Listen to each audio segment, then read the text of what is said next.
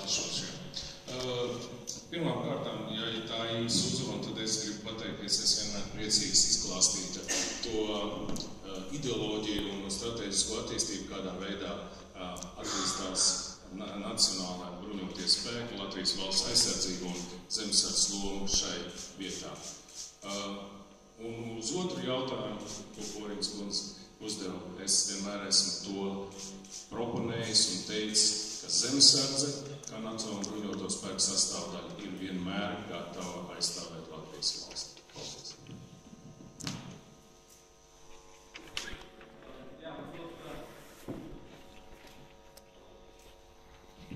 Jā, paldies. Es, protams, gribētu pateikties par šo iespēju, ka mums iespēju diskutēt šos jautājumus. Un, protams, vienīgi es gribētu teikt, ka žēl, ka šāda iespēja mums nebija 2008. 2009. gadā, kad faktiski aizsardzības budžets tika griezts 50% un mēs zaudējām patiesībā, un mēs tagad patiesībā izjūtam tos augļus tā gada, kad mums bija jāglābj patiesībā esošie līgumi, kad bija iesākti. Un, diemžēl man jāsaka, ka tajā brīdī mēs nejūtām šo te atbalstu, kad tika samazināts aizsardzības budžets. Bet runāt par šodienu, es varētu varbūt īsumā iziet cauri, pastāstīt vienkārši par tiem plāniem, kas ir apstiprināti, lai mums nav jāatkārtojas, nav jāstrīdas par daudzām vietām.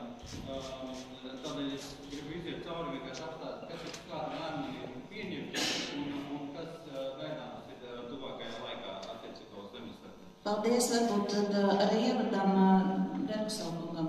Pēc tam jūsu prezentācija minūtes 8:10. Izstrādes zemesargs šeit gribētu kā zemesarga gribu savu lietu valstu. Ja faktiski ir tā, pēc savas pieredzes var teikt, ka zemesargi ir gatavojušies līdz šim cīņām kā kainieki pret kainiekiem. Pēdējās mācībās mums bija ļoti laba skola, tādā ziņā, ka tika izspēlētas bruņotehnikas uzbrukums un atklājās, ka zemesargi tam īsti nebija gatavi.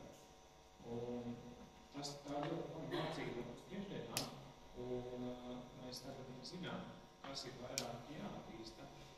Un es domāju, tas arī tiks ieplānots. Tas tā varbūt īsumā, tas ir atklāts šobrīd. Paldies, kāds ir arī mūsu šīs dienas mērķis noskaidrot, ko Latvijā mēs lai darām, lai zemesardzē nebūtu tikai dekoratīva funkcija, bet lai patiešām tā spētu arī operatīvi aizsargāt valsti. Un tagad dažu minūšu prezentācijai vārds aizsardzības ministrijas pārstāvja. Lūdzu. Jā, varbūt atkārtināt esošajās valsts aizsardzības konstrukciju nosacīt skaidri, ka zemesardze ir NVS sastāvdaļa. Tā mēs vienmēr esam skatījuši, nevajadzētu izraut zemesardzi ārpus kopējā bruņotajiem spēkiem, jo tā ir plānota attīstība. Otrs, ko pasaka valsts aizsardzības konstrukcija, ka rezerves veidošana tiek balstīta uz zemesardzi. Nākošais. Tātad izejot no šiem apstākļiem, tad tika veidots arī bruņotā spēka attīstības plāns. Vienkārši tā saprast, ka tas nav izrauts ārā kaut kas ir speciāli zemesardzē, bet daudzas šīs spējas, kas ir plānotas kopējā bruņotā spēkos, ir paredzēts, ka tās nodrošinās zemesardze, piemēram, militārie inženieri galvenokārt tiks koncentrēti zemesardzē, netiešais uguns atbalsts un citas spējas, kas ir būtiskas kopējā bruņotā spēka attīstībā. Nākošais. Protams, kas ir noticis līdz šim, mēs esam budžeta ietvaros un ietvaros mēģinājuši virzīt dažādus projektus, un no tiem, teiksim, lielākais, protams, ir bijis un sarežģītākais ir bijis šī Eiropas Savienības kaujas grupa, ko nodrošināja tikai zemesardze. Un kādēļ tas ir būtisks bijis, jo faktiski mēs uz šādu piemēru redzējam, kādā veidā var sagatavot no pamata apmācības un dažādi ārindas zemesargiem komplektēt vienību. Mēs varam pacelt līdz līmenim, kas iesaistās ātrāk gatavot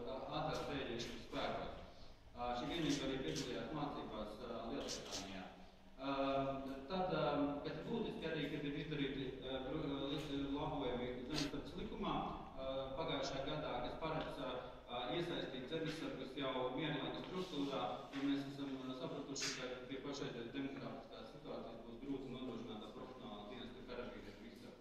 Un ir uzsākt arī autotransporta modernizācijas projekts, jo īpaši tas ir Benvāgenam, un ir doma līdz 2017. gadam atjaunot visas zemesargu rīcībā esošos Benvāgenus.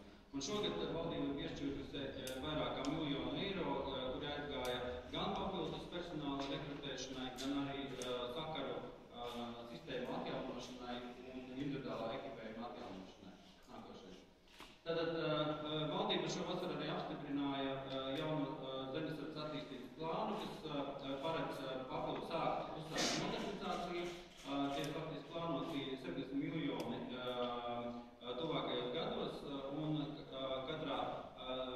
katrā bataljonā izveidot ātrās rēģēšanas vadus, un šie vadi būs gan ar pretanku, gan uguns atbalsta, gan ar pretgaisa aizsardzības spējām, un, protams, te ir gan infrastruktūra iekļautās izmaksās gan ieroči, gan arī nepieciešamās personāla izmaksas un arī personāla palielinājums. Šis faktiski būs sākotnējs projekts tālākai zemesardzes modernizācijai. Nākošais. Izlaist nākošais. Kas ir darāmais, kā mēs tagad strādājam, tad pašlaik mēs esam izanalizējuši un iesnieguši ministrijas iespējamās variantus zemesardzes ieroču decentralizācijai. Cerams, ka tuvākajā laikā, mēnešu laikā tas tiks izlemts, kādā veidā, tiek uzlabot un decentralizēt zemesardzes ieroču glabāšanu. Un otrs, pie kā mēs pašlaik esam uzsākuši darbu, tas ir personāla apmācības un kāda gatavības uzlabošana un, protams, personāla iesaistīšanās zemesardzē palielināšanu. Šeit ir, protams, bez 2 lielu bloku. Viens ir darbs ar darba devējiem, kas ir, protams, diezgan sarežģīts jautājums, jo darba devējiem ir jābūt ieinteresētiem zemesargu palaistu šīm mācībām, un jo īpaši, lai mēs varētu organizēt kolektīvās mācības. Un otrs lielais bloks ir rezerves karavīru iesaistīšana un mūsu kopējas rezervistu apmācība. Tas ir tas, pie kā mēs pašlaik uzsākuši darbu. Nākošais. Un šis, protams, bez budžetā nekas nenotiks, ja, teiksim, arī šis apstiprinātais valdības plāns, ja, teiksim, jaunās politikas iniciatīvās netiek finansējums, protams, piešķirt, tad mums būs grūti kaut ko tālāk attīstīt.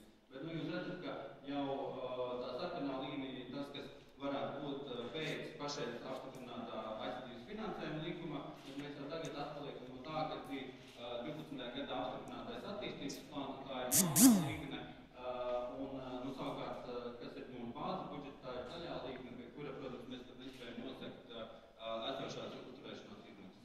Tas ir paldies. Paldies. Man uzreiz ir jautājums, kāpēc mēs atpaliekam no tā, kas ir 2012. gadā noteikts, kā es nu pat teicāt.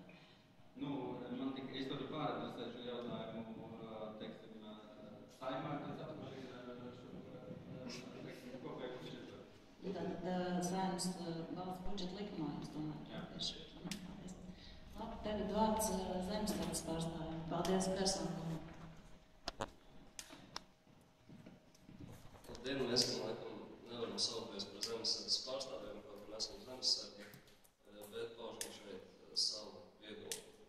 Runājot par aizsardzības problēmām, tas, kas man un manas domu biedrus uztrauc, šīs problēmas varētu iedalīt divās grupās.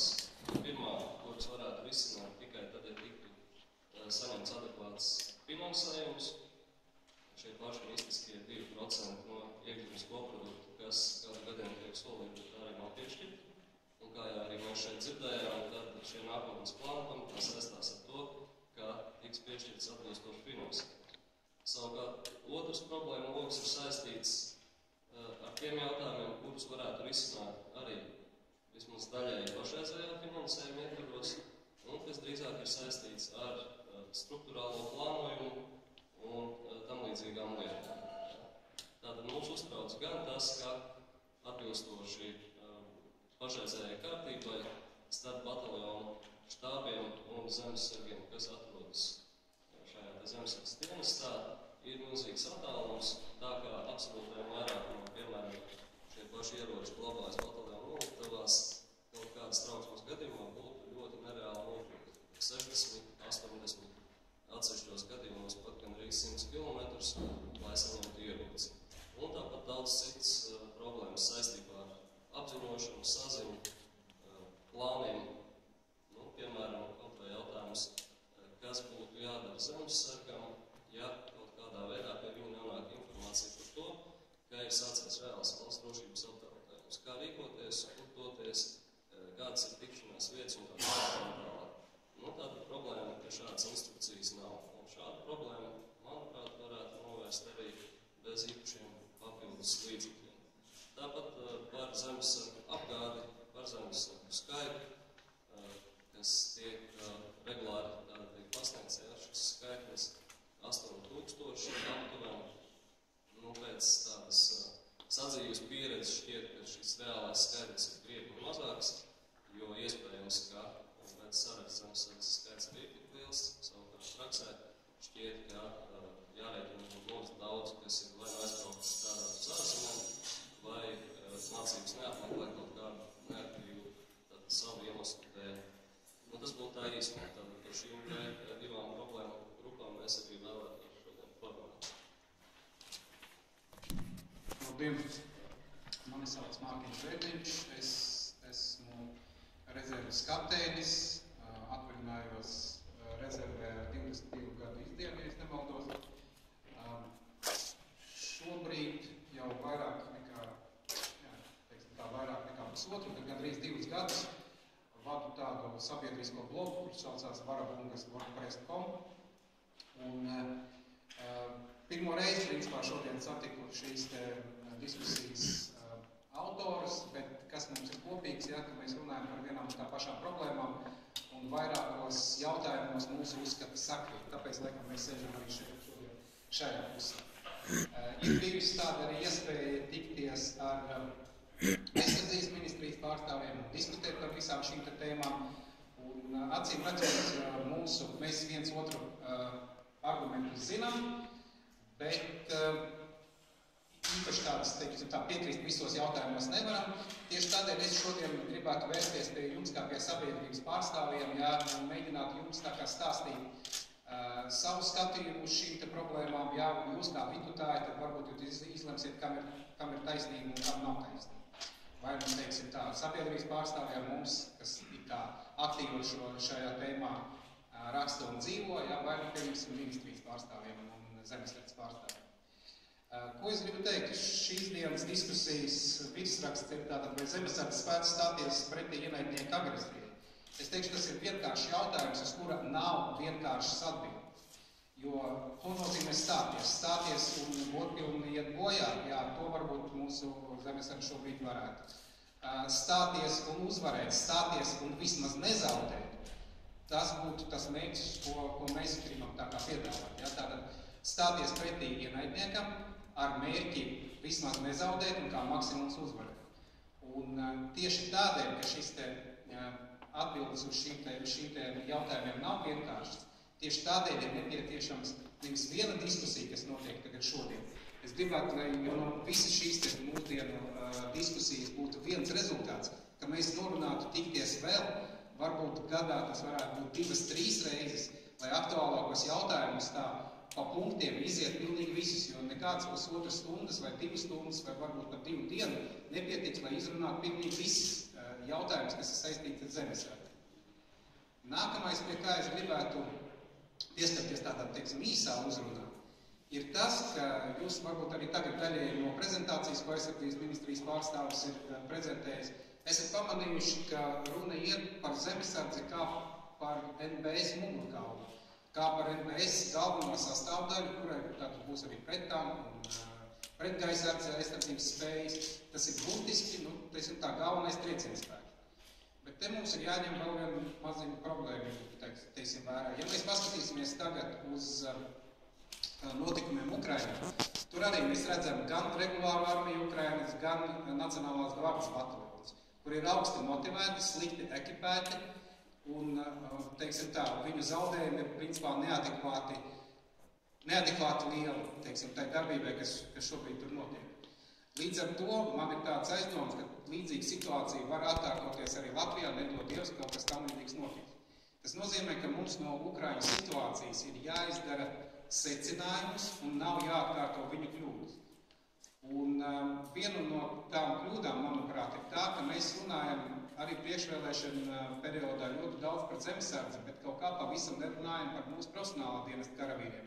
Un tām apakšvienībām, regulārajām profesionālā dienesta apakšvienībām, kuras mums ir. Mums uz šobrīd ir pēc oficiālajiem datiem tātad pirmā kaimiņa brigāde, kura nav pat nokomplektēta līdz pilnam sastāvam. Es uzskatu, tā ir liela problēma, kuru, protams, var risināt ar to, ka visi skatieni tiek vērsti uz zemesardzi. Bet šeit bieži vien izskata skaitlis 8000 zemesardzi mums ir zemesardzes rindās. Kā jau šeit tika pieminēts, pilnīgi pareizi. Es pats esmu no 91. gada zemesardzes, ja es iestāju 91. gadā, es nemaldos septembrī kaut ko. Zemesardze no pašiem sākumiem bija lielā mērā sabiedriska organizācija, kurai uz to brīdi, 91. gadā, nebija alternatīvas vispār nekādas. Tur nebija izējas vienkārši, ka tikai zemesardze varēja risināt tās problēmas, kas stāvēja Latvijas Republikas priekšā. Šobrīd pagājuši 23 gadi un situācija diezgan ir pamainījusies. Varbūt ir vērts daļu pamatu uzdevumu no zemesardzes, tomēr uzdot darīt profesionālā dienesta karavīri. Ko es šeit gribu arī teikt? Mums oficiāli šobrīd pēc struktūras schēmas ir 18 zemesardzes bataljoni. Es jau neteikšu par to, ka kādreiz viņi bija krietni vairāk. Bet 18 zemesardzes bataljoni mēs viņus varam uzzīmēt uz papīra kā lucīšus. Reāli ir aizdomas, ka kā kaujaspējīgas vienības viņi par bataljonu uzskatīt nevar. To liecina daļēji tas, ka šobrīd tiek veidots paaugstinātās gatavības, kur vāti, kur rotas, ja kā izdodas. Tas nozīmē, ka no bataljona personāla sastāvā, kur pieņemsim skaitās pēc saraksta 300, 500 zemesargi. Jā, tik tiešām mēs varam atlasīt 30, 50, varbūt 100, varbūt 150 zemesargus, kas ir izgājuši visu nepieciešamo apmācību, un tad mums ir jāsaprot, ka tieši tas arī ir tas kodols, tieši tas ir tas, ar ko mēs varam operēt. Tie ir tie karavīri, kuri ir izgājuši kolektīvo apmācību, un kurus tiešām attiecīgi vēl ekipējot papildus var sūtīt pretī kaujā, pretī pretiniekam, kuri nepazudīs kaujas laukā, kuri apmācīti un zina, kā rīkoties un darboties. Līdz ar to tā ir, manuprāt, viena no pamatproblēmām, ka zemesardzē tiek uzdoti neadekvāti, smagi un pārāk atbildīgi uzdevumi, kas nav pakārtoti viņu struktūrai pašreizēji. Paldies, piedodiet, ka partnerē laiku. Paldies, un vārds nākamajam. Jā, labdien, Juris Tiboks. Es biju zemesargs no 91. gada, un dienēju profesionālajā dienestā, un es tagad esmu arī atgriezies zemesardzē. Es tā uzmetu tādas pāris lietas, vēl stāstēs ar ministrijas pārstāvis skaidrus. Visiem ir ļoti pareizi jautājumi. Es varbūt nedaudz emocionālāk to visu pateikšu. Ja? Diskusijas sākotnējais jautājums zemesardze spēja stāties pretī Krievijas agresijai. Jā, spēja. Ne tāpēc mēs te esam stājušies zemesardzē, lai kaut ko nespētu. Jā, mēs spējam. Cits jautājums ir, kā mēs to varēsim izdarīt. Šobrīd mūsu spēku samērs ir kā Dāvidam pret Golijātu. Mēs varam paļauties tikai uz savu dievu, drosmi un izveicību. Mums nav ne biezu bruņu, ne smagu ieroču un ne lielu vairogu. Šajā cīņā mēs varam atgādināt to Dāvidu, ko izveidoja Michelangelo. Tomēr no visiem karatājiem, ja jūs atceraties, tieši Dāvids, augļu gans, bez militārās izglītības un kauju pieredzes bija tas, kas stājās pretī milzim un ko pieveic. Un nevis karavīri no viņu nometnes. Manuprāt, ir jāsaprot viena patiesība, ko savulaik savos darbos formulēja ģenerālis Klauzevits. Karš jau sen ir kļuvis par visas tautas lietu un vairs nav tikai armijas, profesionālās armijas darīšana. Mēs vairs negribam noraudzīties, kā mūsu pārdod, ieskaita kūrā vai nodod mantojumā, otram viens nodod mantojumā šīs zemes varenību viens otram. Mēs paši gribam lemt savu likteni un esam gatavi par to mirt. Mirt ne jau par ķēzaru, valdību vai parlamentu, bet par savu zemes pleķību, māju un bērnu nākotni. Nevar mums neviens aizliegt cīnīties par sevi, par savu zemi, kaut ar mietu rokā, lai atkal nebūtu glūmu formulējumi par gan drīz vai brīvprātīgu pievienošanos Krievijai. Ja tāpēc jāmīt skumji, bet neko darīt. Par to, lai mēs būtu apbruņoti, bija jādomā mūsu priekšstāviem, jaunajiem un visiem iepriekšējiem. Bet situācija ir tāda, kāda viņa ir. Varbūt tad padomāsim par tiem, kuri šodien ir zvērējuši mirti, lai aizstāvētu savu zemi, pirms ir noticis nelabojums. Un risināsim savas valsts aizsardzības jautājumus, jo tas jau ir pieņemts šeit valstī, ar ziedojumiem, lai vēlāk nebūtu jāziedo bojā gājušo karavīru ģimeni. Lai man piedod zemesardzes komandieris. Reiz viens komandieris jau mani nosauc par dumpinieku un gribēja izmest no zemesardzes. Ne jau viņš būs tas, kurš man liekas cīnīties par savu zemi. Viņam ir jābūt tam cilvēkam, kurš ir gatavs vēst mani pretī uzvarai, neraugoties uz visiem maniem trūkumiem. Un neviens tam, kas meklē satrunas, lai kaut ko nedarītu. Lai cik tas neizklausītos skarbi, bet viņam ir jābūt tam cilvēkam, kurš domā par to, lai mūsu nāves nebūtu bezjēdzīgs. Bet par to, kā rokās mums nodot savu dzīvību, lemsim mēs paši un neviens cits. Kā rakstīts Čāks Mūžības skartajos. Cīņā iet ir brīvu vīru daļa, cīņām iet ir brīvu vīru daļa. Lai pēc tam, kā dzīva liela elpa, augšu celt visu savu tautu. Paldies! Paldies par kodolīgiem vārdiem un vārds lūdzu pēdējiem. Einās Rekšs 51. un Dobels un Tukuma zemesargu batalionas pārstāv. Iepšais nepārstāvēs vienkārši šī batalionas dienestā. Man arī daži sasāpējuši jautājumi, kurus es parasti cilāju dažādās auditorijās, bet neviens īpaši tam nav pievērsis uzmanību. Parastais kā tāda veca skaņa plata runāja par obligāto kara dienestu, ko cilvēki ļoti bieži pārprot. Manā uztverē veseliem vīriešiem ir jābūt apmācītiem, jo skaisti mirti, un droši vien varbūt mēs pratīsim, bet mums laikam vajadzētu prast tādu nesmuku izdzīvot. Tātad tas ierosinājums, protams, būtu atjaunot kaut kādu sākotnēju militāro apmācību. Ja? Tas būtu tāds ierosinājums. Tam nav obligāti jābūt 2 gadu padomju armijai, jā, kā varbūt kādam liekas, bet cilvēks var 2 mēneši vasarā vai 2 mēneši ziemā salā attiecīgi iziet kaut kādu pirmēju apmācību, lai viņš vismaz ar vieglo kājnieku ierodas spēt rīkoties. Būtībā tas ir vīriešu pienākums. Tā būtu tā viena problēma, kas man satrauc. Otra problēma man satrauc tas, ka mēs runājam te par budžetu uz 20. gadu, tas viss ir jauki, tabulas skaistas, jā, bet es uzskatu, ka mēs tā laivā, kurā sēžam, principā viņai cauri, tā sults ir radusies, un redziet, tas caurums ir vaļā, un tas ūdens būs iekšā, viņš ir jāaizbāž. Un caurumu aizbāžam nevar bildi 4 gadu garumā, tas ir jādara diezgan strauji. Es te klausījos par to, ka ieroči tiks decentralizēti, ļoti patīkami ziņa, ļoti patīkami. Es ceru, ka viņi tiks īstenot vismaz līdz Ziemassvētkiem, kamēr ceļi nav slideni. Es pieņemsim arī dzīvojot tālu no Dobels. Man lai šķērsot 3 lielceļus, tas visticamāk viņš nešķirs. Tas nav fakts. Un pie manas ar neviens nebrauc, mēs manā kaktā esam 2 cilvēki. Ja 2 cilvēkiem viens pakaļ nebrauc. Tā ir tā situācija. Es vēlāk kaut ko izdarīt. Paldies runātājiem. No sevis es gribu teikt dažus komentārus, ka tiekoties ar uzņēmējiem un tirgotāju asociācijas pārstāvjiem, es arī izjūtu ļoti lielu atsaucību, kad es teicu, ka ir iespēja un sadarbībā ar aizsardzības ministriju, ka būtu iespēja uzņēmējiem palīdzēt Latvijas aizsardzībai, un ļoti uzņēmēji ieinteresējās tieši saistībā, līdzīgi kā tas ir šobrīd Latvijā ar kultūra kapitāla fondu, kad ziedojot kultūra kapitāla fondam, uzņēmēji iegūst dažādas nodokļu atlaides. katrā ziņā atsaucība un ieinteresētība no cilvēkiem ir ļoti liela. Man interesētu tieši Zemesardzes vadības nostāju un arī aizsardzības ministrijas vēl sekretāra vietnieku nostāju, kā neapslāpēt šo iedzīvotāju interesi.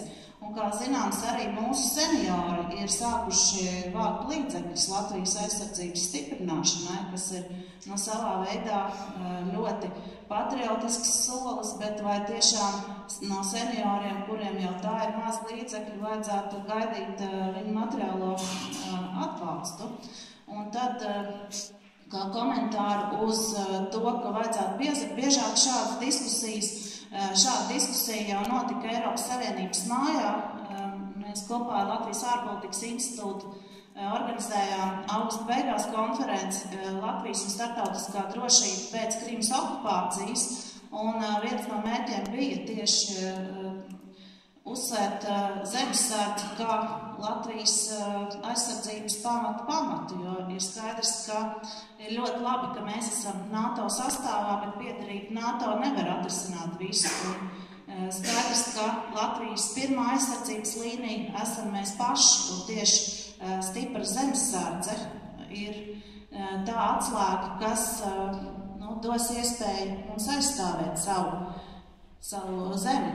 Kā jau runātāji pat teica, mēs varbūt varam padomāt, vai mēs aizstāvēsim 1. vai februāra, kā ECO parlamenta asamblējas Latvijas delegācijas vadītāji, gan starptautiski ECO sesijās šos jautājumus dzirdējusi no kolēģiem, no igauniem un lietuviešiem, parlamentāriešiem, gan arī šeit Latvijā.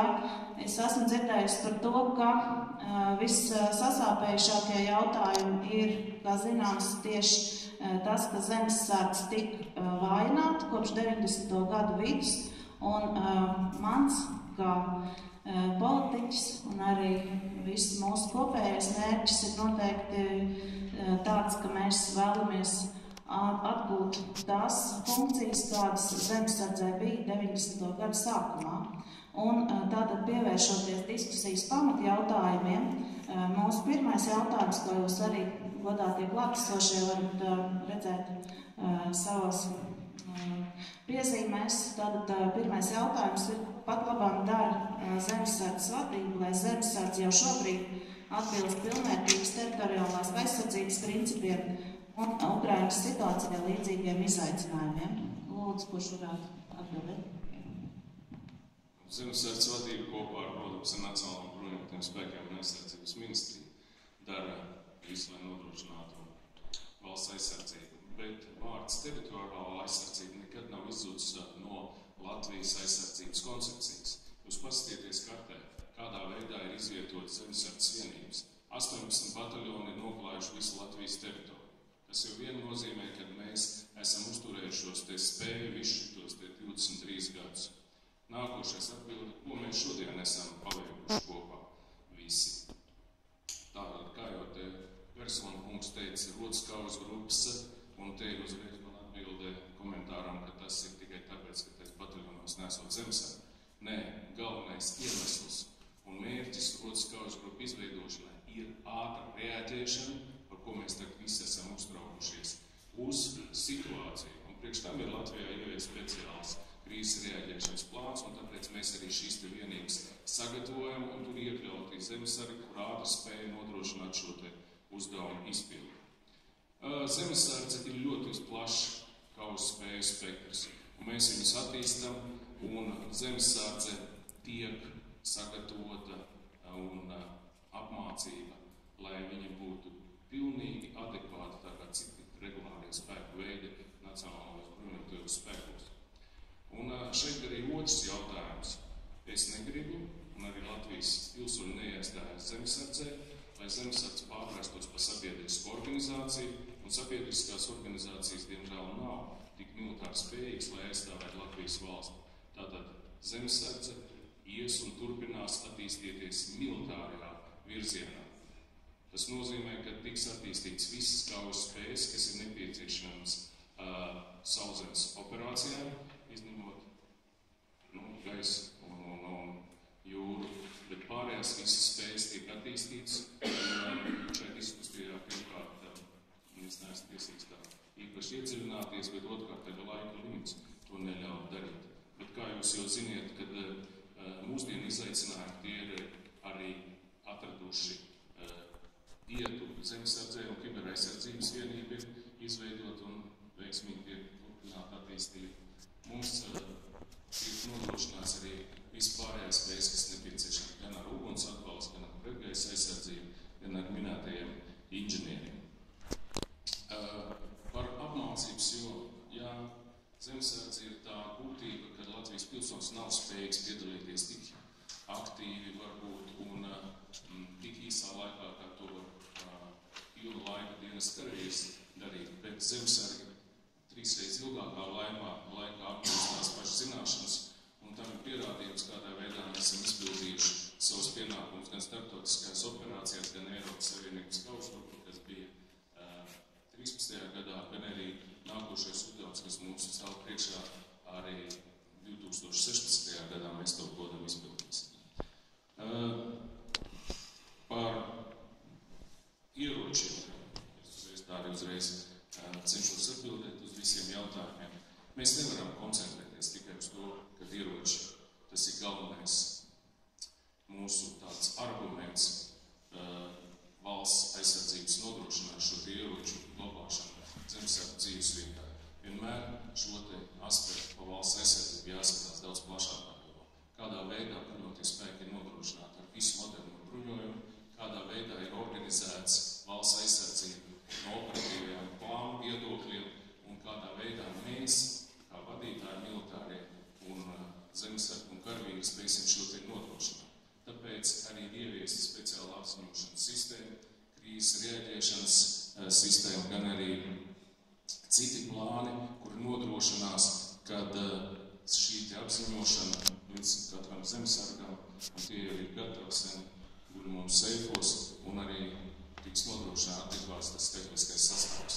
Jā, mums ir 8000 zemesargi, varbūt daudziem liekas, ka viņi ne visi piedalās apmācībā, un tāpēc šo skaits ir daudz mazāks, bet latvieša mentalitāte ir tāda, ka mēs saņemamies un parādām to spēku, kad ir tiešām nepieciešams. Daudz zemesargi 2 gadu laikā ir apguvuši visu savu pamatapmācību, un viņiem nav nepieciešams parādīties ļoti aktīvi citos apmācību vai dienas uzdevuma pienākumu izpildē, bet viņi parāda savu aktivitāti momentāli, tad, kad tas ir nepieciešams un kad mēs kā vienīgi komandieri to uzveicam. Un, protams, atbildot uz Tiklo kunga jautājumu, es kā zemesardzes komandieris esmu gatavs vēst jūs patriotisku aicinājumu, jūsu sirds, kā saka, vēsmu, lai nodrošinātu Latvijas valsts aizsardzību. Tāpēc jau mēs arī atrodamies zemesardzes organizācijas rindās, kā pilnu laika dienošie karavīri, bet, diemžēl, nevaru nosaukt sevi par zemesardzi. Mēs esam šeit, šīs organizācijas zemesardzes sastāvā. Paldies, bet mēs joprojām esam tātad pie pirmā jautājuma, un man būtu jautājums Kalniņa kungam detalizētāk par pirmo jautājumu. Jūs teicāt, ka šobrīd notiek zemesardzes stiprināšana, un cik ilgs laiks būs vajadzīgs, lai stiprinātu zemesardzi, un vai vispār mums tam ir atlicis laiks, kā jūsuprāt tas ir. Otrakārt, kā jūs skaidrotu šīs diskusijas dalībnieki Jāņa Derkusavu teikto par to, ka pagājušajā nedēļā notikušajās mācībās zemesardzes pārstāvi īsti, Latvijas zemesardzes pārstāvi īsti nebija kaujas spējīgi, lai veiktu aizsardzības funkciju. Kādā stāvoklī tad gal galā kam tieši zemesardze ir gatava, kādai cīņai vai kādai aizsardzībai? Jūs noteikti neesiet pareizi sapratos Derkusavu kunga teikto. Es uzskatu, ka zemesargi piedaloties tāda līmeņa vingrinājumā, un kur viņi saskārās tieši ar reālu operāciju, gan veikšanu, gan uzbrukumu, tas ir treniņš un apmācība. Un ja šajā vingrinājuma laikā, ja mums ir zaudējumi, šoreiz tas tik tiešām bija iznīcināts konkrēti apakšvienību uzbrukuma laikā, tas tikai dod iemeslu, ka mēs esam ieguvuši tādu pieredzi, kur mums obligāti ir jāievieš savā apmācību procesā. Un es esmu priecīgs, ka dažreiz mēs arī dabonam pa muguru tādu. Par to nevajag uzskaitīt par zaudējumu, gan zemesards nav gatava. Otrs jautājums par to, cik mums vispār ir laiks atlicis, lai stiprinātu zemesardzi, jūsuprāt? Cik tas būs vajadzīgs? Zemesardze neapstāsimies, mēs nekad neapstāsimies stiprināt gan valsts aizsardzību un zemesardzi kopumā.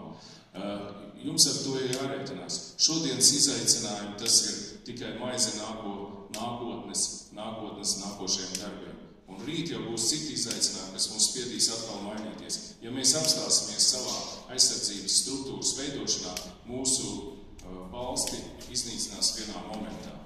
Tāpēc jau ir nepieciešams, tāpēc arī katru gadu mums ir jaunas struktūras pienāk klāt un vecās struktūras, kuras ir zaudējuši savu aktualitāti, tiek likvidētas. Tā kā es par to neuztraucos. Paldies, tad es konkrētāk teikšu. ECO parlamenta asamblējas sesijā februārī mēs ar kolēģiem citu valstu parlamentāriešiem sēdējām. Tas bija pirms asiņainajiem notikumiem Maidanā. Un viņi man, kā Latvijas pārstāvēja, teica, šobrīd tas ir Ukrainā, bet nākamās tās var būt Baltijas valstis. Un man ir jautājums, ja nākamās pēc Ukrainas apdraudētas ir Baltijas valstis, to šobrīd saka ne tikai ECO parlamentārieši, par to šobrīd runā visa pasaule.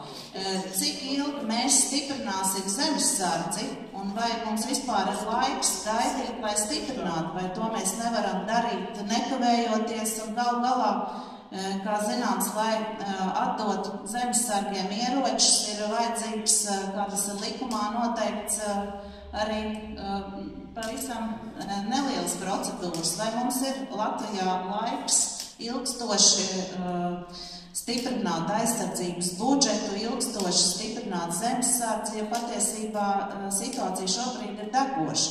Un otrkārt, Derbusela kunga teikto es neesmu pārpratus, es ļoti labi saprotu, ja mācībās Latvijas zemesardzes pārstāvji cieši sakām, tad viņi ir šajā situācijā pierādījuši, ka viņi nebija spējīgi,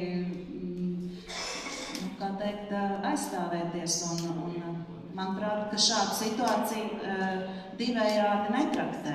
Un man tagad būtu lūgums otrai pusē teikt komentāru. Varbūt īsa replika par apmācību. Ir tā, ka zemesardzē, diemžēl, jau ilgstoši šķiet kopš pašiem dibināšanas pirmsākumiem. Zemesardze pamatā tiek apmācīti kaujām meža vidē, un parasti tātad darbībā iesaistītas nelielas kājnieku vienības. Redzot tos izaicinājumus, kādu Ukrainas piemērs, būtu ne tikai liederīgi, bet ļoti saprātīgi un vajadzīgi pārvērst šo mācību procesu, liekot uzsvaru uz darbībām piec apdzīvotā vietā. Protams, tas ir sarežģītāk, prasa lielākas iemaņas, ilgstošāku praktizēšanu, bet tā ir absolūti nepieciešama. Tāpat darbība pret bruņu tehniku un tam līdzīgi. Tas ir tas, kas šobrīd nenotiek, un tādēļ visticamāk arī nav pārsteigums, ka pret šādu izaicinājumu, kā bija pieminētajās mācībās, arī zemesardzes vienība nespēja adekvāti reaģēt.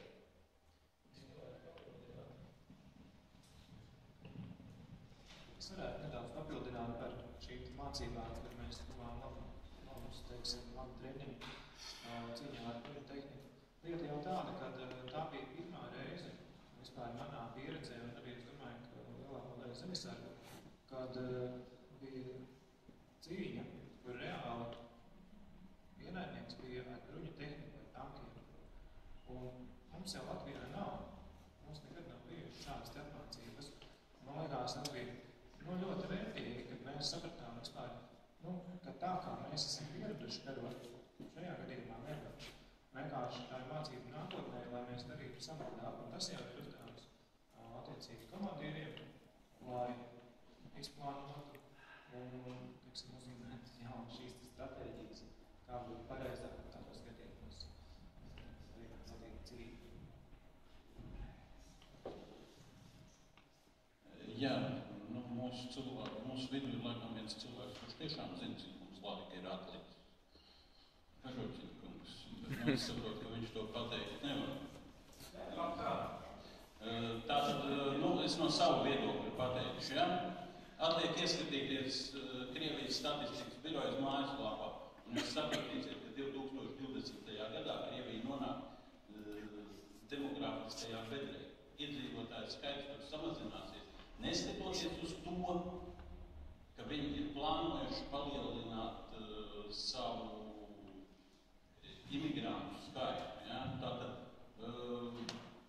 dabīgais pieaugums tur visu laiku ir negatīvs, un tad viņš kļūst vēl dramatiski negatīvāks. Tātad viņi plāno palielināt savu darbspējīgo iedzīvotāju skaitu uz imigrantu rēķinu no NVS valstī. Tātad līdz šim 18. gadam, un tad viņi ir vislielākais šo darbspējīgo iedzīvotāju skaits, tad arī karotspējīgi. Tas tā ir, vai es kļūdos?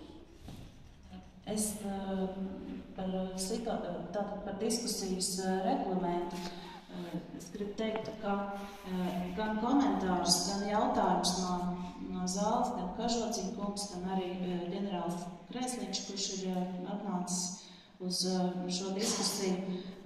Mēs sāksim 17:30, bet šobrīd mēs turpināsim par diskusijas pamatjautājumiem. Lūdzu, ļoti īsi.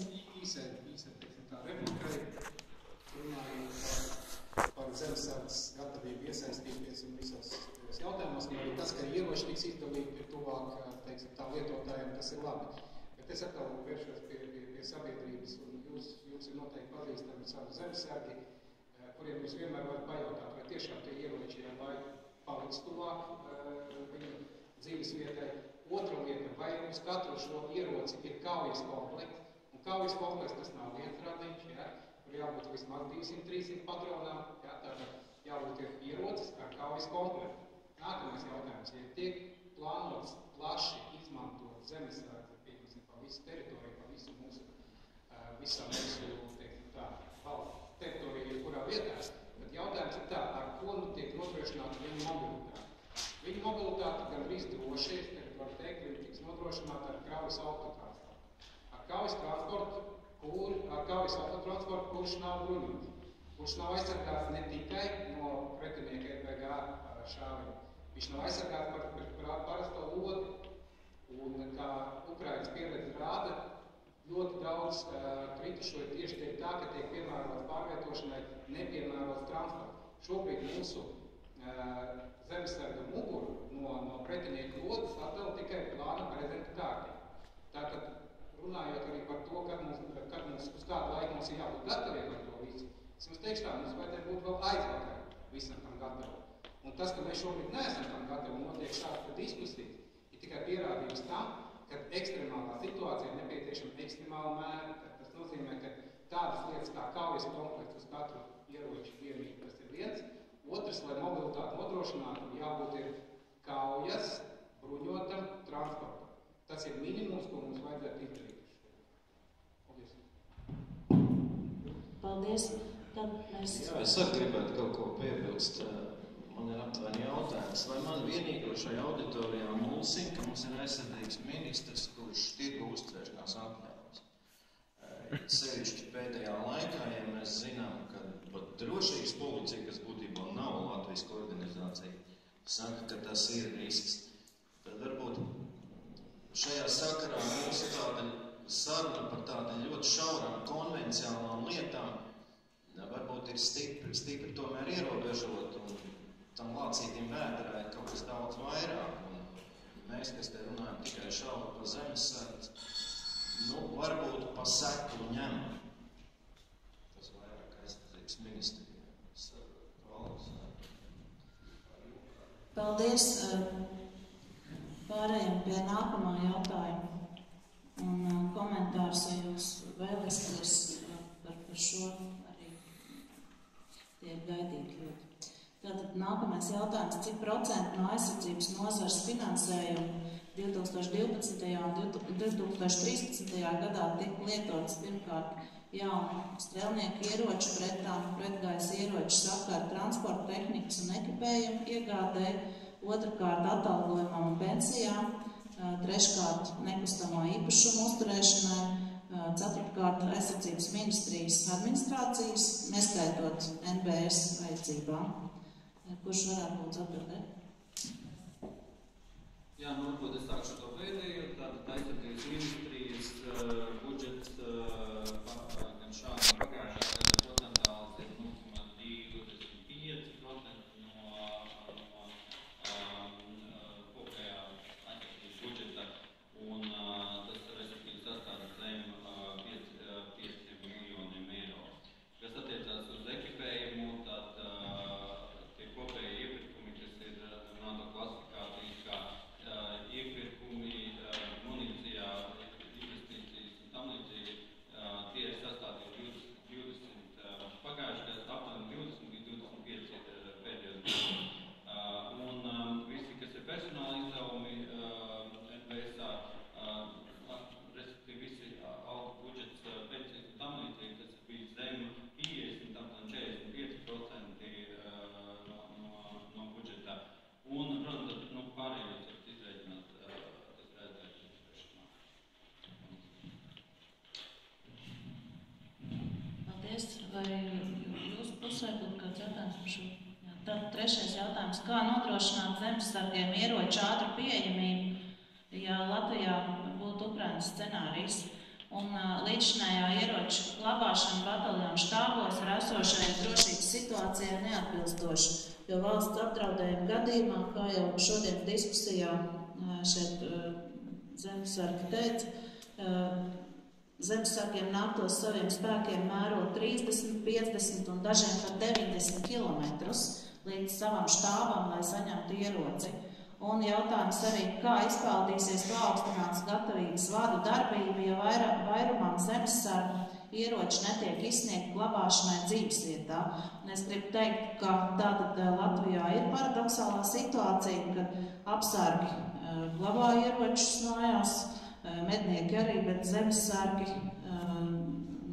kaut kā šajā grupā neietilpst, vismaz vairums zemesargu. Tātad jautājums, kā nodrošināt zemesargiem ieroču ātru pieejamību, ja Latvijā būtu Ukrainas scenārijs? Es uzreiz gribu pateikt. Varbūt dažiem ir liela rodas tāds priekšstats, ka zemesargi neglabā ieroču mājās. Īstenībā, kā no 91. gada tā tas bija, zemesargi nav atbruņoti, bet 2006. gadā, ja pareizi atceros, parādījās jauna prasība par ieroču drošu uzglabāšanu savu dzīves vietā, un tas bija pieprasīts, lai atrastos viņiem seifi mājā. Un tas varbūt bija tas iemesls, kāpēc daudz zemesargi atteicās uzglabāt šos te ieročus mājās un tika nodoti glabāšanā centralizēti bataljonos. Tātad vēlreiz atkārtoju. Arī tagad ir iespējams zemesargiem glabāt ieroču mājās, izpildot šo te vienu nosacījumu, kas ir pats galvenais, viņam ir jānodrošina šo te ieroču drošu uzglabāšanu. Par rotas kaujas grupu, par situācijas eskalāciju un tā tālāk gribu atzīmēt vēlreiz, tas ir krīzes reaģēšanas plāns un neiedzinoties dziļi iekšā jebkurā konflikta situācijas eskalācijā, laika sprīdis ir pilnīgi pietiekoši, lai mēs aktivizētu ne tikai šīs augstas gatavības apakšvienības, bet arī vienības bataljonu lielumā, un lai sāktu šīs te nodrošināt. Uzdevumu izpildi tāda, kāda mums ir nepieciešama, lai varētu aizsargāt Latvijas valsts. Gribētu piebilst, vienkārši es negribētu, ka mēs dramatizējam šausmīgi. Tas notiks, jo pašreizēji kārtība, ko rakstinājums aizsardzības ministrs par to, kad, ja ir atbilstoša operacionālā situācija un attiecīgi palielināt draudi, tad komandieris ir tiesīgs izdot ieročus visiem zemesargiem. Tādēļ nevajadzētu dramatizēt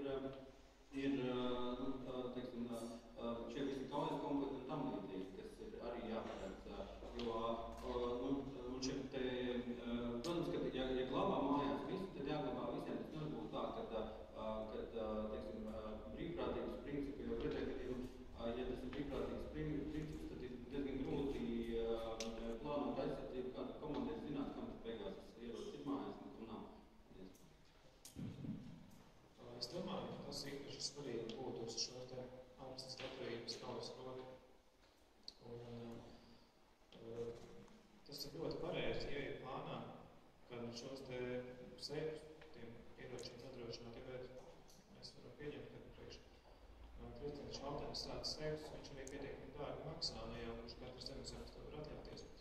Bet es domāju, pamatāji nav. Ja ir šādi augsts gadījums kaujas rota, tātad ja visi zemesargi ir sagatavoti pietiekami augstā līmenī ar pietiekami lielu atbildību, un attiecīgi viņi arī pilda šo noteikto apmācību programmu. Tas ir noteikts 1 skaidrs gadā. Un es tikai uzskatu, ka tas būtu pilnīgi pareizi, ja viņiem mājā būtu šīs ierocis ar kaujas komplektu, kā arī pilns ekipējuma komplekts.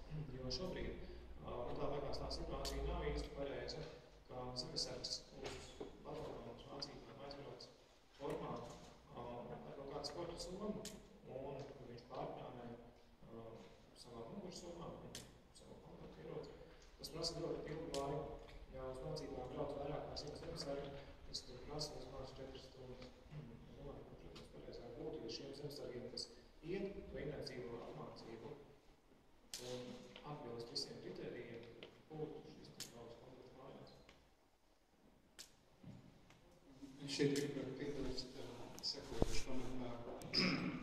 Tas, protams, ļoti svarīgi, kur un kā glabājāt zemesargam ierocis, bet nemazāk svarīgi ir tas, cik ilgā laikā attiecīgais bataljons spēj savākt kaujas spējīgu apakšvienību, kur ir spējīgi uz kaut ko reaģēt. Jo absolūti nav noslēpums, ka Latvijas situācija, Latvijas apstākļos visbīstamākais priekš mums scenārijs ir tā saucamā aeromobīlais desants. Tur praktiski laiks tiek rēķināt mūsu apstākļos, varētu teikt, stundām tas labākā gadījumā. Tas nozīmē, ka paaugstinātās gatavības rotām vai vadiem, kāda viņi būtu, jāspēj savākties ne tikai izvilkt to attiecīgo ieroci no seifa, bet ierasties vajadzīgajā noteiktajā vietā, iekāpt automašīnā, saņemt pilnīgu bruņojumu, ekipējumu un viss, kas nepieciešams. No tāda viedokļa spriežot, es uzskatu, ka nekāda laika sprīža nebūs pietiekama, lai šādus te rādītājus sasniegt. Tieši tādēļ, manuprāt, šādas te paaugstinātās gatavības režīmus ir jārīko laiku pa laikam atkarībā no tā, kāda ir ārpolitiskā situācija. Tā skaitā ir īpaši ņemot vērā, vai tūmā pierobežā nenotiek militāras mācības. Es te, protams, nedomāju Lietuvas un Igaunijas. Tātad militārās mācības ir pietiekams iemesls būtu jārunā, lai vismaz atsevišķas apakšvienības tiktu pārvestas no ikdienas režīmu uz paaugstinātās gatavības režīmu. To mēs neesam novērojuši ne tikai, kad notika mācības Zapad 2013. Tas nav noticis arī tad, kad ir notikuši visi Ukrainas notikumi. Mums pierobežā notiek mācības, nekādas reakcijas, neviena apakšvienība nav pārvesta paaugstinātā kaujas gatavībā. Pat 90. gados sākumā tas bija diezgan bieži parādīts zemesardzē, un ja notika blakus valstīs, kaimiņu valstīs notika mācības, zemesardzes bataljoni tika nostādīti paaugstinātā kaujas gatavībā.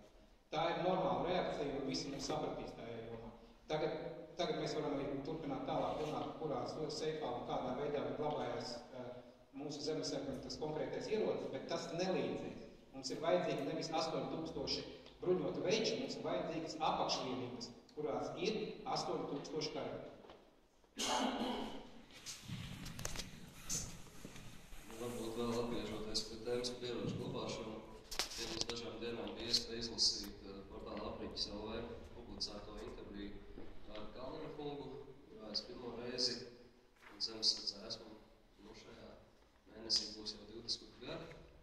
Pirmo reizi uzzināju, ka ieroči nav tikuši atņemti un zemesardzēm tāda iespēja ir glabāt. Tas nozīmē, ka attiecīgi labākajā gadījumā šī kārtība ir vismaz citīgi nogusēta. Jo pat vidējais komandējušais sastāvs, cik esmu jautājums, nav lietas kursā par to, kāda ir šī kārtība. Un tad jautājums tāds tīri retorisks, ja jau reiz daļa glabā mājās ieročus, daļa neglabā, tad jautājums, kāds no Latvijas drošības interešu viedokļa būtu pareizais risinājums. Jo tad vienā gadījumā, ja drošībai piemērotāk ir glabāšana mājā, jautājums, kādēļ tā nav vispārēja kārtība, ja savukārt tas ir drošībai mazāk piemērot, tad kādēļ vispārēja kārtība no tā pilnīgi visu zemesargu ieroču, kaut kāds bataljonis iekos.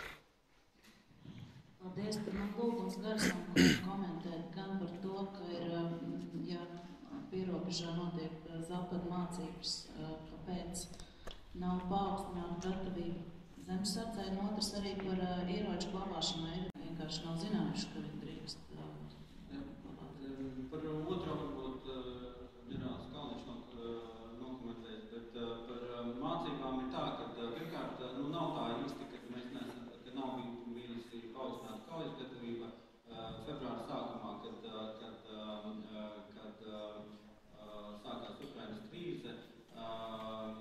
Gan vienības, gan pretējas aizsardzība tika izvirzīta, gan arī daudzām vienībām tika paaugstināta kaujas gatavība. Tas, ka varbūt tas netika publiski afišēts, tad tā ir cita lieta. Otrs, ko ministrs ir uzdevis, kas ir arī izpildīts bruņoto spēku apmācības vadlīnijās nākamajiem 4 gadiem, jo īpaši nākamajam gadam ir iekļauts tas, ka zemesardzes bataljoniem ir jāveic pulcēšanās un izvirzīšanās mācības arī. Un es, protams, piekrītu, kad apakšvienību apmācība ir ļoti būtiska, bet mēs arī zinām to problēmu, kādēļ, jo īpaši zemesardzē šis ir teiksim, sāpīgs jautājums, tādēļ mēs arī cenšamies risināt šos darba devēju jautājumus, jo, ja mēs nespēsim teiksim, nodrošināt to, ka apakšvienība vienlaicīgi ierodas uz mācībām, tad arī mēs nevaram gribēt, ka tur kaut kas sanāks. Tādēļ tas, ko mēs tagad darīsim, skatīsim, vai vēl ir kaut kāda veidi pēc darba devējiem, ka mēs varam teiksim, nodrošināt šo apakšvienību mācību. Komentārs par darba devējiem.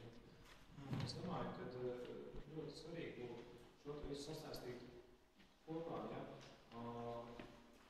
Gan jaunu zemesargu rekrutēšanu, gan esošo apmācību. Un, protams, tur ir viennozīmīgi iesaistīts darba devējs, kurš negrib to darbinieku atlaist, ja tā ir darba diena. Tad šeit pie izdevumiem, piemēram, ko mēs plānojam, iepirkt ekipējumu un līdzīgi transportu, būtu jāparedz arī izdevumus, kā mēs sektu darba devējiem kaut ko. Piemēram, ja darba devējs ir pieņēmis zemesargu, kurš ir šīs te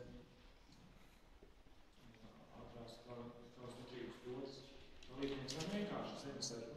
Tad attiecīgi uzņēmējs saņem kaut kādu atlaidi par šo darbinieku, un viņam ir kaut kāda bonus saistībā ar nodokļu nomaksu. Tieši tad uzņēmējs to ir ieinteresēts piesaistīt, lai viņam strādā zemesargi viņa uzņēmumā. Un tādā veidā viņš arī būtu gatavs šo zemesargus palaist, un viņš zinātu, ka viņam tas ir izdevīgi. Paldies, tieši šobrīd arī darba likumā šādi grozījumi tiek virzīti, un arī uzņēmējiem, arī es esmu pat aktivizējusi darba devēju konfederāciju, kurai šobrīd ir lielais brīdis, tad arī jautāt šīs gan nodokļu atlaides uzņēmējiem, darba devējiem, kuru kolektīvā strādā zemesarga. Un tieši šobrīd arī ir iespēja papildināt darba likumu labvēlīgu tieši darba devējiem, kuri vai nu paši ir zemesargi, vai kur vadībā strādā zemesargi. Un tad Kalniņa kungam arī bija komentārs. Cilvēku raksturā būtībā ir tas, ka parasti paliek tas negatīvais atmiņā, kurš vēlāk apaug ar traktējumiem un tā arī, diemžēl, arī daudz laikam sabiedrībā un zemesargos ir palicis, kad zemesargs ir atbrīvot un tie ieroči nav atļauti glabāt vai netiek piedāvāti glabāt. Un tāpēc, principā, 20 gadus, ja jūs iet zemesardzē, es domāju, ka jums vajadzētu atcerēties, ka šie ieroči joprojām turpina glabāties zemesardzē dzīves vietā zemesarga, un tas varētu būt neziņā tikko jauns Latvijas pilsonis, kas ir rekrutējies un iestājies zemesardzē. Par kaujas gatavības pārbaudēm vai tā tālāk. Tas jau notiek, to, ka mēs neafišējām, bet jums kā zemesargiem, kuri atrodas vienības sastāvā, noteikti tas būs redzams, jo tāds jau notiek Austrumu reģionā 2. brigādē, un es ceru, ka arī līdz jūsu bataljoniem jūs tuvākajās nedēļās to arī sajutīsiet, tā kā par to nevajag uztraukties. Mēs pie tādiem treniņiem strādājam, un tie arī notiks regulāri, ne tikai tāpēc, ka ir kaut kāds apdraudējums mazliet Paldies, tad pārējām pie nākamā jautājuma. Kas tiek darīts, lai nodrošinātu NBS atvaļināto virsnieku instruktoru kareivu iesaistīšanu zemesardzē, kas būtiski uzlabot tās kaujas spējas? Lūdzu.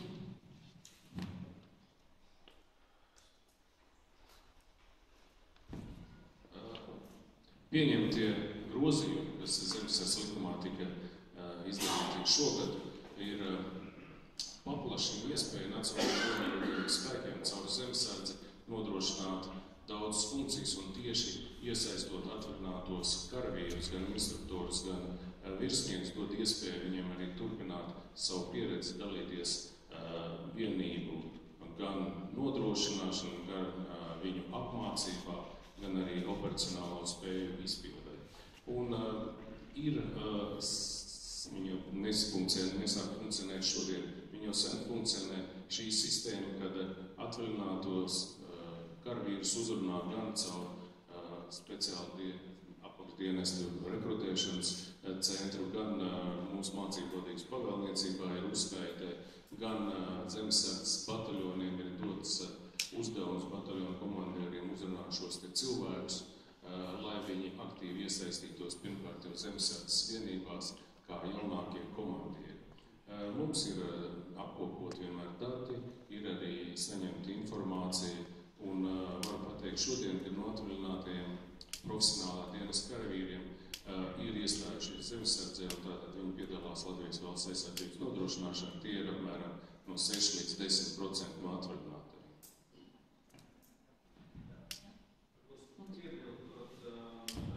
Šie paši likuma grozījumi, lai motivētu rezerves karavīru iestāšanos zemesardzē, arī paredz ieskaitīt dienestu zemesardzē papildus pensijas iegūšanai. Paldies, lūdzu. Labprāt, jā, par šito arī pakomentēšu. Pirmkārt, jā, maksimāli līdz, tātad, ņemot vērā, ka es pats savā laikā atvaļinājos no Nacionālajiem bruņotajiem spēkiem, es pastāstīšu, teiksim tā, ar savu pieredzi.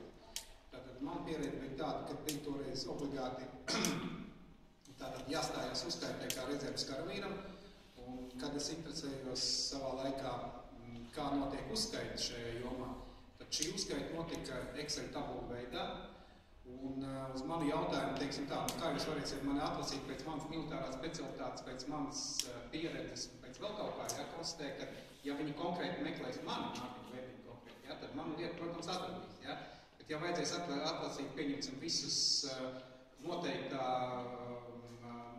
teiksim, kursa absolventus, kas ir izgājuši apmācību pēc noteiktas militāras specialitātes. Šāds iespējas nav. Es nezinu, vai šodien kaut kas ir uzlabojies. Man ir tāds aizdoms, ka nekas nav uzlabojies. Nākamais etaps pēc tam, kad es tātad pieregistrējos kā rezerves karavīrs, tātad es devos uz savu tuvāko zemesardzes bataljonu, un tur arī pieteicos rekrēs tāds un tāds, kāpēc tāds man tiek veikums, es ieradies, teiksim tā. Mans pieņēma papīrus, apsolīja, ka sarunāsies. Pagāja daži gadi, ja, šī sarunāšanās vēl nav notikusi. Tātad acīm redzot, manas specialitātes pārstāvji konkrētiem bataljonam nav interesanti. Ko es te nav nekā personīgi aizvainojumi, protams, es varētu arī pats izrādīt lielāku iniciatīvu, bet es runāju par ko citu, es runāju par uzskaiti, lai NBS varētu atlasīt sev nepieciešamos speciālistus un uzrunāt viņus tad, kad tas ir nepieciešams. Un man ir aizdomas, ka šobrīd tādas iespējas mums NBS nav. Pēc uzvārda atlasīt konkrētu lietu var, bet atlasīt pēc specialitātēm, pēc izietējām misijām un izietās apmācības, šādas iespējas atlasīt nav. Paldies, tātad tas ir darbs, kas ir jāveic tuvākajā laikā. Jā, tad atbildēt šo jautājumu. Uzskaita tiek veikta. Diemžēl mēs 4 gadus esam snieguši pieprasījumu jaunās politikas iniciatīvas finansējumu, lai mēs varētu savienot rezerves uzskaita datubāzi ar personāla uzskaiti, kopēju personāla uzskaitiem veistā, un mēs neesam finansējumu saņēmuši. Jo mums tas nav, lai šīs dabas bāzes pirmkārt apdeitot un arī savienot, un diezgan, teiksim, mēs nevaram atlasīt, jo nav iekšējos resursus. Tādēļ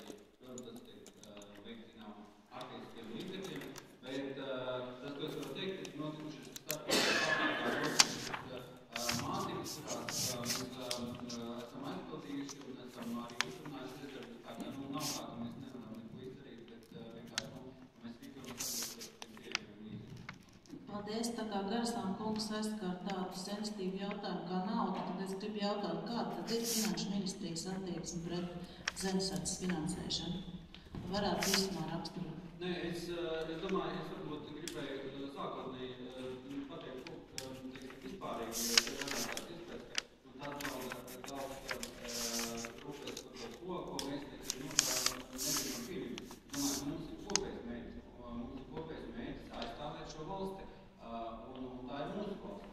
Bet tas, ko es ļoti priecājos, ka mēs esam spējīgi sanākt šādā formātā, jo mums ir tiešām vajadzīgs sabiedrības atbalsts. Jo, es teikšu godīgi, un dažreiz likās, ka strādājot gan valdībā, gan teiksim, ejot uz daudziem citiem pasākumiem, ka valsts aizsardzība ir tikai, un mūsu dalība NATO ir tikai aizsardzības ministrijas uzdevums, un cikiem tas neinteresē. Jo tajā brīdī, kad sabiedrība sapratīs un sāks atbalstīt, un mums nebūs jāskaidro Finanšu ministrijai, kad ir tiešām tie visi 39 pretgaisa aizsardzības ieroči vajadzīgi, un nevis 38, ja, kad neskaitīs patronas, tad arī mēs mainīsim to attieksmi. Bet tā problēma jau ir, ka līdz šim faktiski aizsardzības ministrija bija vienīgā, kas interesēsies par šiem jautājumiem. Es gribu teikt, ka arī mēs Saeimā par to interesējamies, nevelti arī ar šodienas diskusiju, un jūs redzat, cik tā ir plaši apmeklēta, tā ka cilvēki ir patiešām noraizējušies par to, kā stiprināt mūsu valsts zemesardzi. Un taisnība ir jums, ka jūs sakāt, ka pašai tautai ir skaļi jāprasa, lai, tad es teikšu, ka, lai aizsardzības budžetā, tad šie 2% būtu nevis kaut kad 2017. vai 2020. gadā, bet lai tas būtu jau nākamgad. Un mēs noteikti arī visādos veidos atbalstīsim un aktualizēsim šo jautājumu. Tad, lūdzu, šeit jau bija komentārs. Jā, par atvaļināto karavīru iestāšanos zemesardzē. Es nezinu, acīm redzot, man tā pieredze ir nedaudz savādāk. Es atgriezos savā bataljonā, un man nebija nekāda problēma. Mani ieņēma uzreiz atklāstam rokām, un bija pat vairāki amati, uz kuriem varēja pretendēt. Tā nelājuma. Mans bataljons it kā vēl saglabājās. Bet laikam jau tomēr atvaļinātajiem karavīriem pašiem ir jābūt pietiekami aktīviem un uzstājīgiem. Un es domāju, ka varbūt pat katrs no atvaļinātajiem karavīriem var salasīt arī savu vienību un atnākt uz zemesardzi. Paldies. Nākamais jautājums, kā un cik ilgā laikā ir plānots palielināt DPS un zemesardzes skaitlisko sastāvu, kā arī izveidot mobilizācijas rezerves? Lūdzu. Jā, te mēs atkal atdaramies, bet vienu to fundamentālo problēmu. Es, protams, piekrītu Režģī kungam par to, ka vajag palielināt profesionālu dienestu karavīru skaitu. Protams, ka zemesardze nav spējīgi nodrošināt visu. Un arī attīstības plānā šie skaitļi tika plānoti daudz lielāki skaitļi, kā mēs nonākam līdz lielākām profesionālām vienībām. Bet mums ir ļoti labi zināma Finanšu ministrijas nostāja līdz šim, kad nekāda personāla palielinājumi nav iespējami. Un šos visus 3 gadus mēs esam faktiski cīnījušies ar tādām veicinājumām. Un es esmu bijis valdībā entās reizes, mēģinot aizstāvēt turpat tādas pozīcijas, kā, teiksim, Lielvārdas lidlaukā, kur ir vajadzīgi, kur nav iespējams aizvietot, kur vajadzīgs šī profesionāla dienesta karavīri, jo nāk jauna funkcijas ļoti iekšā. Un mēs neesam spējuši pierādīt, jo tā kopējā funkcija, teiksim, nostāja tāda, kad ir netiek palielināts atalgojuma fonds un punkts. Bet vai arī pašreizējā situācijā, ņemot vērā kontekstu, starptautisko kontekstu tieši saistībā ar Ukrainu, nav palielinājusies Finanšu ministrijas izpratne par to, cik būtiski ir stiprināt NVS? Es varbūt varētu, domāju, Saeimas kādā komisijā apspriež šo jautājumu.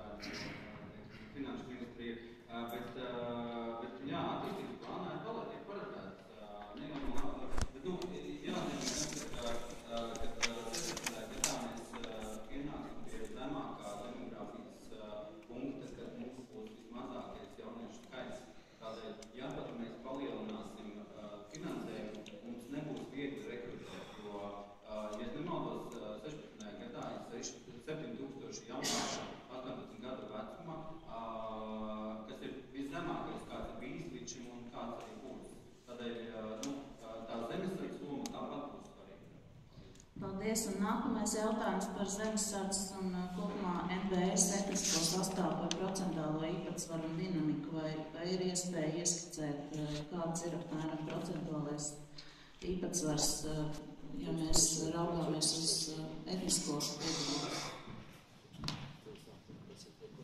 Redziet, atbilstoši gan zemesardzes likumam, gan arī mūsu nostājumos galvenais organizācijas papildināšanas mērķis ir iesaistīt Latvijas pilsoņus, kuriem ir patriotiski nostāja aizstāvēt Latvijas valsti. Un mēs Latvijas pilsoņiem neprasām viņu tautisko piederību.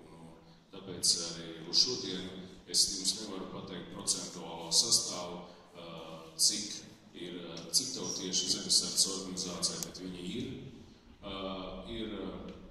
Kā saka, pats redzējis, kad gan vingrinājuma, gan mācību laikā viņi savā starpā sarunājās nelatviešu valodā, bet tas nedod man iemeslu, kad viņi nebūtu patriotiski noskaņoti, jo viņi izpild uzdevumus gan šeit Latvijā, gan ārpus. Tāpēc par etnisko sastāvu zemesardze tieši zemesardze vidūjas mums nevar konkrētā procentāli atbildēt.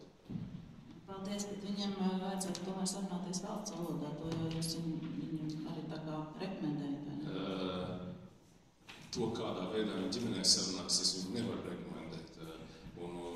Bet visa vadība, komandas notiek valsts valodā un nekādā gadījumā netiek pieļaut kaut kādas citas valodas lietošana, izņemot multinacionālos vingrinājumus, kur mēs izmantojam NATO valodu, angļu valodu, kur tiek gan komandas dotas un tādā veidā mēs operējam, tāpēc, ka Latvija ir Ziemeļatlantijas organizācijas dalībniece.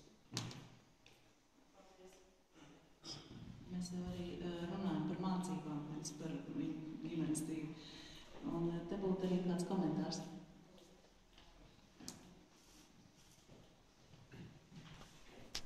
Īsa replika, protams, problēma tautībās. Protams, jautājums ir tāds, kādā veidā tiek mērīta to cilvēku stāja zemesardzē patriotiskums vai lojalitāte. Jo ir, zinām, gadījumi ne tikai par zemesardzi runājot, bet arī par profesionālo dienestu, kur ir jāatvaino kāds no karavīriem, kas, piemēram, piedalās Ždanokas kundzes rīkotajos pasākumos par atbalstu Krievu valodai kā otrā valsts valodā. Tā kā šeit es domāju, ka būtu attiecīgiem dienestiem droši vien jāstrādā rūpīgāk. Jā, par svešu valodu lietošanu komandās. Man ir bijis iespēja piedalīties vairākos vingrinājumos, kur ir lietota angļu valoda. Diemžēl zemesardze ir diezgan liels lūkšanas akmeņi.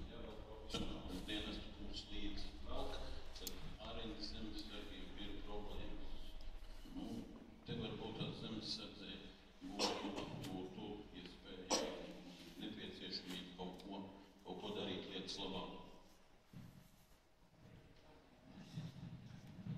Paldies, un pirms es dodu vārdu klātesošajiem zālē, mēs esam nonākuši pie pēdējā jautājuma. Cik no 2012. līdz 2014. gadam ieskaitot ir bijuši gadījumi, kad karavīri vai zemesargi tikuši atvaļināti no dienesta, izslēgt no zemesardzes, pamatojoties uz faktiem vai dibinātām aizdomām, kas liecina par šo personu nelojalitāti vai pretvalstisku darbību.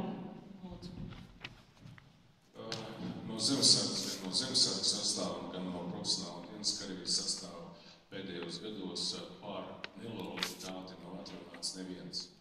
Ir atvaļināti par kaut kādiem pārkāpumiem, bet tas nav nekādā gadījumā saistīts ar šo te jēdzienu nelojalitāti kā tādu. Paldies. Vai kāds no jums vēlas komentēt? Mēs esam šobrīd nonākuši līdz brīdim, kad diskusijas jautājumi. Jautājums ir tāds. Padomu laikā bija vidusskolās obligāta militāra apmācība, un ik viens vidusskolnieks jau prata rīkoties ar ieročiem un vispār jau kā ar tehniku. Arī augstskolā bija apmācība. Pašlaik, kad ir atcelts obligātais militārais dienests, ar apmācību nodarbojas tikai Nacionālā bruņotie spēki un zemesardze.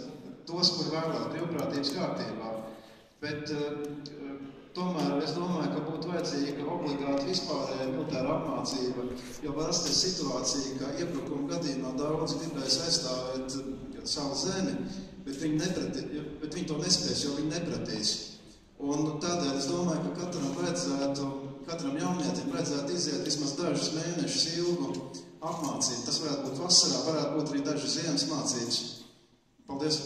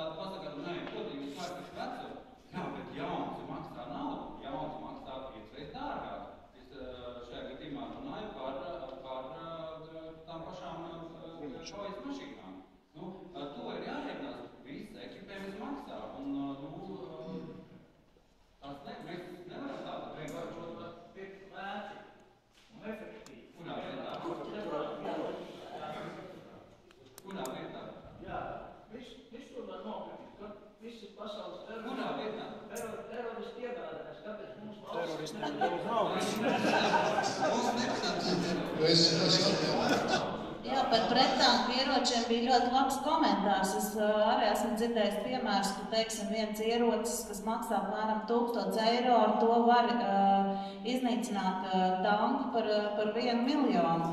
Vai aizsardzības ministrijai ir šādi, visnotaļ efektīvi finanšu izlietošanas risinājumi? Es atvainojos. Es esmu Rihards Daugavietis, un es esmu dienējis gan armijā, gan arī zemesardzē. Šobrīd nedienē veselības dēļ un tā, bet vienkārši es uzskatu, ka aizsardzības ministrija ir vienkārši pavelti tērējis naudu, kamēr viņiem visiem šiem gadiem nav pat plāna, kā mobilizēt mani un citus, kas ir devuši karavīrus vērestu, un šobrīd nedien zemesardzē vai armijā, kur man dabūt manu ieroci nestundā, ko man darīt, kā man rīkoties. Jūs taču vienkārši laižat muļķi. Vienkārši tērējat naudu, paliekat no vienas kastītes otrā. Armijai, zemesardzei noņemt, piešķirt, atdot, samaksāt algās ierēģiem un birokrātiem. Vienkārši jūs neko neesat izdarījuši. Pa 20 cik gadiem. Seši, jā, tieši tā. Paldies par viedokli. Aizsardzības ministrs. Tā jau problēma, ka mēs bīnām, mums nav pietiekams finansējums, no vienas. Lūdzu, ļausim izteikties. Jā, nē, es centos pateikt to, ka, lai jebko uzturēt, arī rezerves uzturēt, ir vajadzīgs finansējums, jo nav gan formas, gan ieroči, gan vispārējais. Tam ir vajadzīgs finansējums. Vienkārši sanāk ieroči nestum. Man vajadzēs kā revolūcijas laikā iet Borodovajam izklausīt. Tā tas sanāk. Jā, es gribētu komentēt šo tā, ka ja mēs arī, teiksim, Saeimā saņemam ziņojumu par nacionālo drošību, kur ir rakstīts, ka Latvija ir valsts starp Eiropas Savienību un NVS valstīm, ar kurām esam cieši saistīti ekonomiski un politiski, tad varbūt arī tas ir attieksmes jautājums, kāpēc aizsardzības ministrijai gada no gada netiek piešķirts vajadzīgais finansējums, un otrs ir, protams, ka varētu vēlēties, lai šis finansējums tiek izlietots patiešām mērķiecīgi un iegādājoties ļoti saprātīgi un gudri risinot tieši kaut vai prettanku ieročus un vispārējo. Bet, lūdzu, es redzu, vēl ir komentāri. Komentārs varbūt nedaudz par šo te izlietojumu. Jo es kā zemesardzes regulāri sastopos ar šīm problēmām, kas no tā finansējuma ir. Visu laiku jau ir bijis kā, kad finansējums bruņotajiem spēkiem bijis minimāls, cik vien var. Un man ir bijusi pietiekami liela saskare ar ministrijas darbu, un es zinu, kā tas viss notiek. Faktiski sanāk, ka ministrām ir jāvāk vajā, mēs ir kādi papildus līdzekļi un lielākā daļa tiek uzviest atpakaļ. Es kā zemesargs uzskatu, kad zemesardzē vispār līdzekļi tiek dot tik maz, lai viņi vienkārši būtu. Jo tāpēc, ka mašīnas ir saņemtas par brīvu, ieroči par brīvu, ekipējums par brīvu, zemesargiem, kā saka, ir tikai tas, kas nosacīt vēl ir pāri. Tāpēc jau ir ļoti svarīgi šī te politiskā griba, kā var vienoties, lai tiešām būtu šie 2%, un to arī, saprotu, mēs ejam, lai zemesargiem būtu tieši tās pat ekipējums kā NVS karavīriem, lai būtu ieroči, transports. Un tad mēs būsim sasnieguši to, ko mēs gribam, lai zemesardze būtu tiešām spējīgi reaģēt uz jebkuru apdraudējumu. Un tas ir saprotams, ka vienkārši nav naudas, nav lietas, tur nevar iztiet. Vienmēr variēt. Šobrīd tiek pirkts viss lētākais. Piemēram, mācību salūtu munīcija ir pat plasmasas. Mēs pērkam lētāko, tas ir vienkārši savādāk nevar. Bet, ja būtu, teiksim, vairāk naudas varētu būt normāli, kas ir no metāla, jo plasmasa iegūst to brālu, un to ieroci pēc tam nevar iztīrīt. Un vienkārši, tā cilvēks ar valsts nezinu. Es kā zemesargs, ļoti labi saprotu. Tāpēc, es ceru jaunā Saeimā iespējams, teiksim, labo šo situāciju, un tas budžets normāli pieaugs, nevis tā, ka klīpstekam jau kādā tas viss. Paldies, un kad jūs, prāt, vajadzētu šos 2% no IKP aizsardzībai? Kurā gadā? Nē, labi jau būtu, ja viņi, teiksim, tiktu sasniegti tā kā esošais plāns ir. Jo es saprotu, ir jau arī vēl kāds resurss, lai apgūtu šo te piešķirto naudu. Tas ir, ja jums nākamajā dienā iedos, nezinu, 500 miljoni, jūs taču nevarēsiet uztaisīt no vienu gadu veselu gadu, ja? Tāpēc, ja tur ir tā pakāpenisks pieaugums. Ko aizsardzības ministrija darītu, ja tas vienā dienā tiktu piešķirts? To mēs esam teikuši, ka mēs nevaram apgūt vienā dienā šādu finansējumu, tas būs vienkārši neloģiski. Tas, kas, protams, ir jādara, mēs nespējam daudz funkcijas, ko mēs uzturēšam, daudz efektīviem, kas ir pašlaik. Mums zinām nauda jāiegulda šajā ekipējumā, bet, teiksim, viens iepirkums, viens spējas izstrāde, mēs šoreiz negribam vairāk atkārtot šīs iepriekšējās kļūdas, kad mēs nopirkām ekipējumu un tad skatījāmies, kur viņi nolikt, kā viņi apmācīt. Tādēļ mēs ejam kompleksi. Faktiski vismaz viens gads no procesa uzsākšanas līdz līguma parakstīšanai jāietne, un arī neviens ekipējums tā nestāv. Ļoti rati, kurš ekipējums stāv nolikturos. Ja mēs gribam kaut ko modernu, tad tam paiet vismaz gads, pusotrs, kamēr tiks saražots. Tādēļ to mēs arī vienmēr esam teikuši, arī sākot no 2008. gada, un mēs nespēsim tajā brīdī, kad krīze pienāks, un tad mēs domāsim par 2%, tad būs par vēlu, ja mēs nedarīsim to ikdienā. Labdien! Paldies! Es esmu Laura Daudiša, un jūs gribējāt, lai iesaistās tauta. Es esmu tauta, es esmu vienkārši tauta. Sorry. Man ir ļoti daudz jautājumu šeit sakrājušies, bet tas, ko jūs tikko komentējāt, man liek domāt to, ka vienkārši nav vienota plāna nekam šobrīd. Kāds tad ir mūsu plāns? Mēs pēc 5 gadiem iegādāsimies to, pēc 6 to, pēc 2 to. Tā tad viņa nav? Vai mēs reiķinamies ar to, ka mums nav naudas, mēs neko nedaram? Kā ir?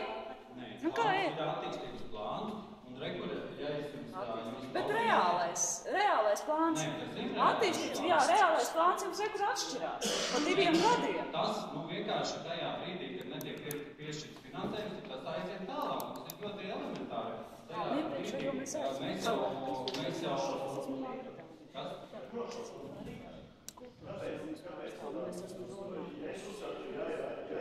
Kas?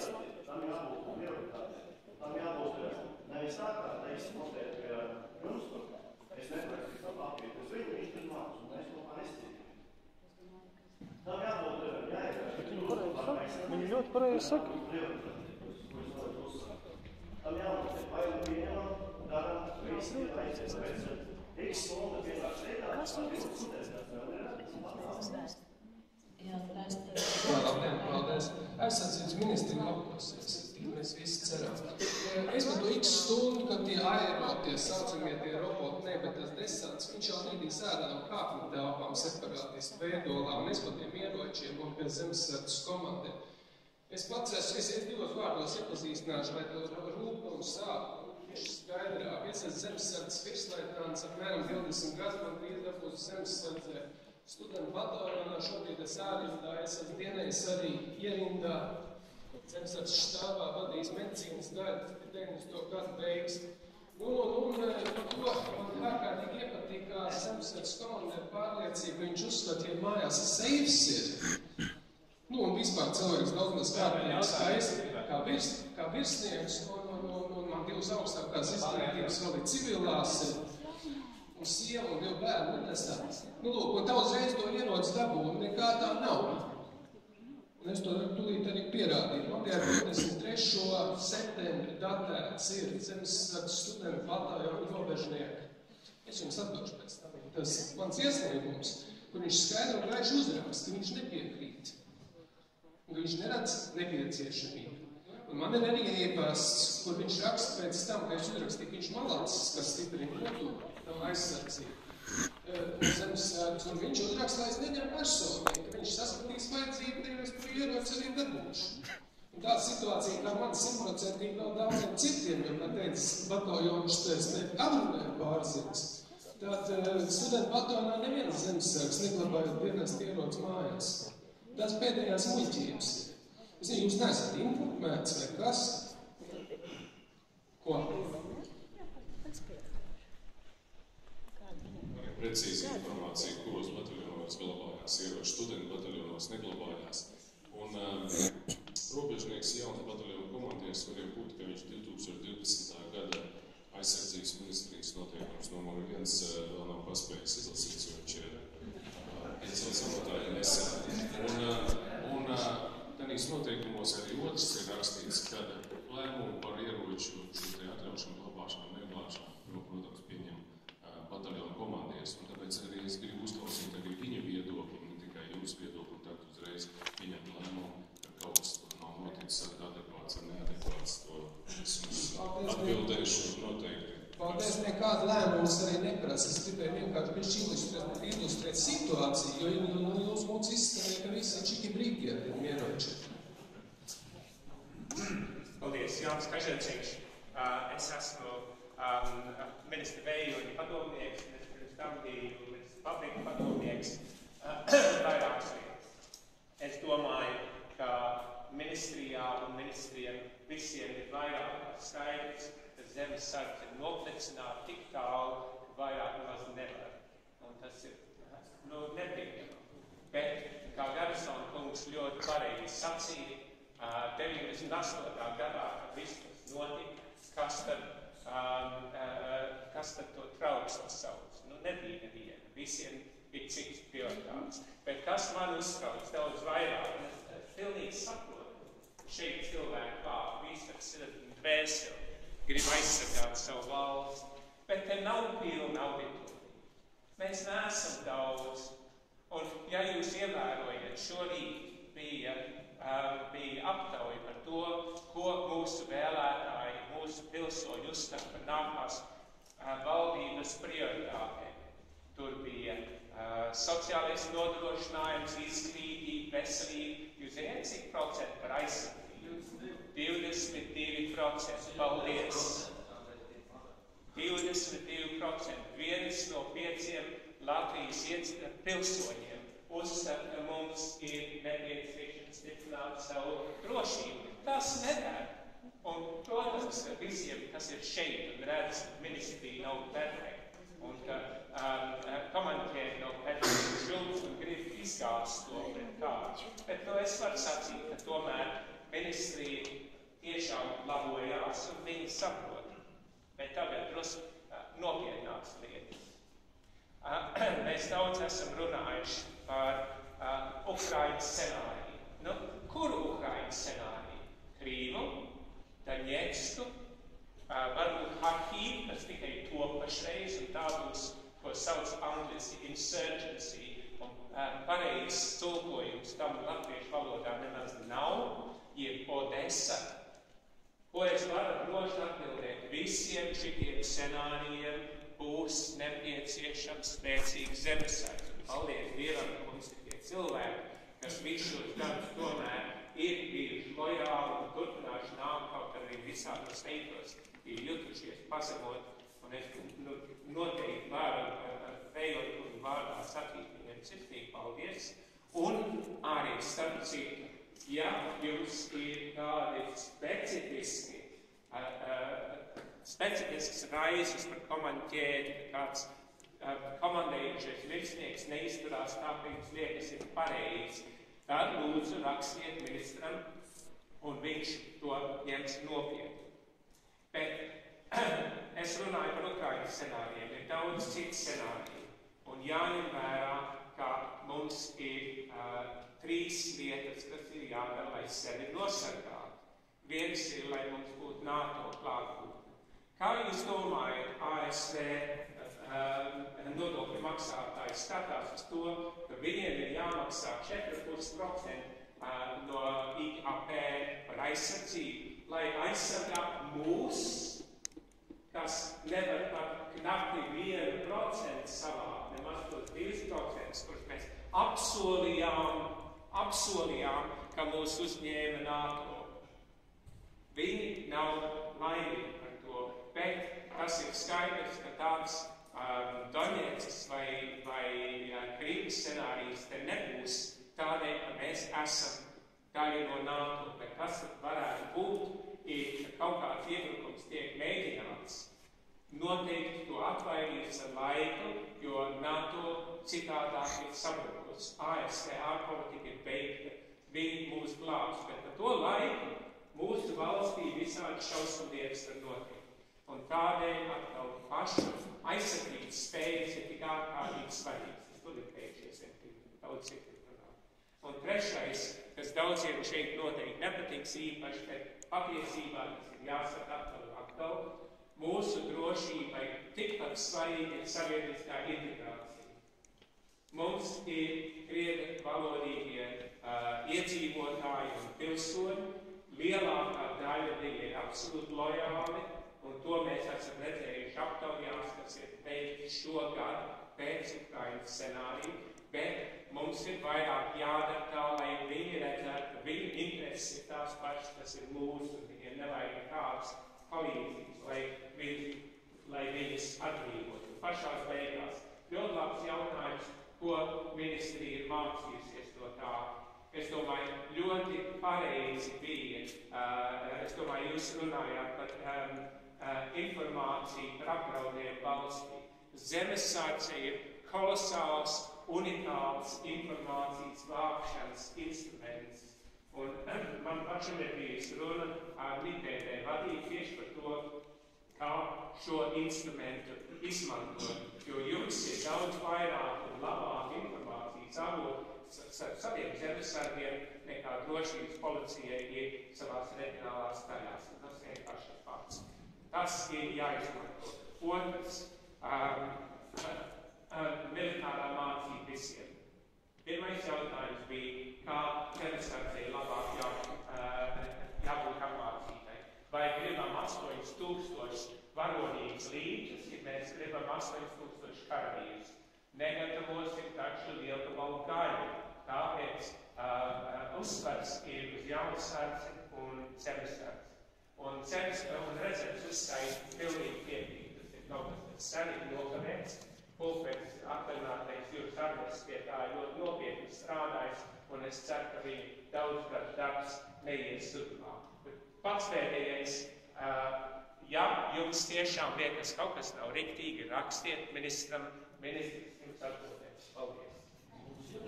Tā, paldies, man būs komentāri, es atvainojos ar kažoķiem. Tā šobrīd, tā kā mums iet projām valsts sekretāra vietnieks, viens jautājums viņam, un pēc tam man pašai būs komentārs Kažociņa kungu teiktajam, un arī pārējiem varēs izteikties. Paldies. Sakarā ar zemesardzi pēc noklausoties kāds šo runas, man apmēram ir skaidrs. Un tas Igunas Surabas variantā restartēšanas fāzē, kā zemesardze. Man ir jautājums ministrijas pārstāvjiem par Nacionālo bruņoto spēku spējām šobrīd, pašlaik, vai mums ir novērošanas ierīces, teiksim, pārobežu novērošanai austrumvirzienā, teiksim, 10, 20, 30, 50 km attālumā? Vai mēs varētu redzēt tos helikopterus, kas mums tuvosies vai ne? Pie tām mēs zinām, ka gadījumā, kad iedarbosies NATO 5. pants, tad šī plāna galvenajā realizētāja, kur atrodās Norvēģijā, Lielbritānijā, Francijā, Vācijā, Polijā varbūt. Un austrumu robežu mums tad, ja austrumnieku helikopteri virzās ar ātrumu 400-300 km/h, tad mūsu austrumu robežu cik tālu no šejienes, cik viņam vajag laiku. Un viņiem nevajadzēs atļauj nosēsties helikopteriem. Viņš šaus un tad nosēdīsies.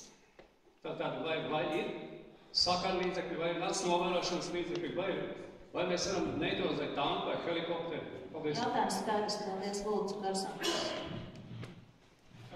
Varbūt Karsam kungs man ļaus. Man ir tomēr 30 gadu pieredze Britānijā, un es esmu pats bijis helikopteru desantu un jūras desantu vienībās, un piedalījies tieši šādās lietās. Jautājums ir, kas ir mērķis un ko ienaidnieks vēlas darīt. Jā, ko jums pat pateicis, viņš var Varšavu ieņemt 2 nedēļās. Jā, bet ko tad viņš darīs? Pēc tam viņš sapros. Bet, no Ostrovas helikopteri var ienākt Rīgas lidostu, okupēt, ienākt iekšā ar lidmašīnām, nodesantēt, taisa patriotiskās brigādes. Un tad kas? Tad jūs zināt, kas? Tad viena lieta, kas NATO netrūkst, ir lidmašīnas, kaujas lidmašīnas, raķetes arī eksistē. Un es negribētu būt tai desantu vienībā, ko viņi būs paveikuši. Okupēt Latviju vienu pašu, pat ar tiem spēkiem, kas mums tagad ir piekrīt zemesardze, un nav tas, kas viņi varēja būt, bet viņi atkal būs.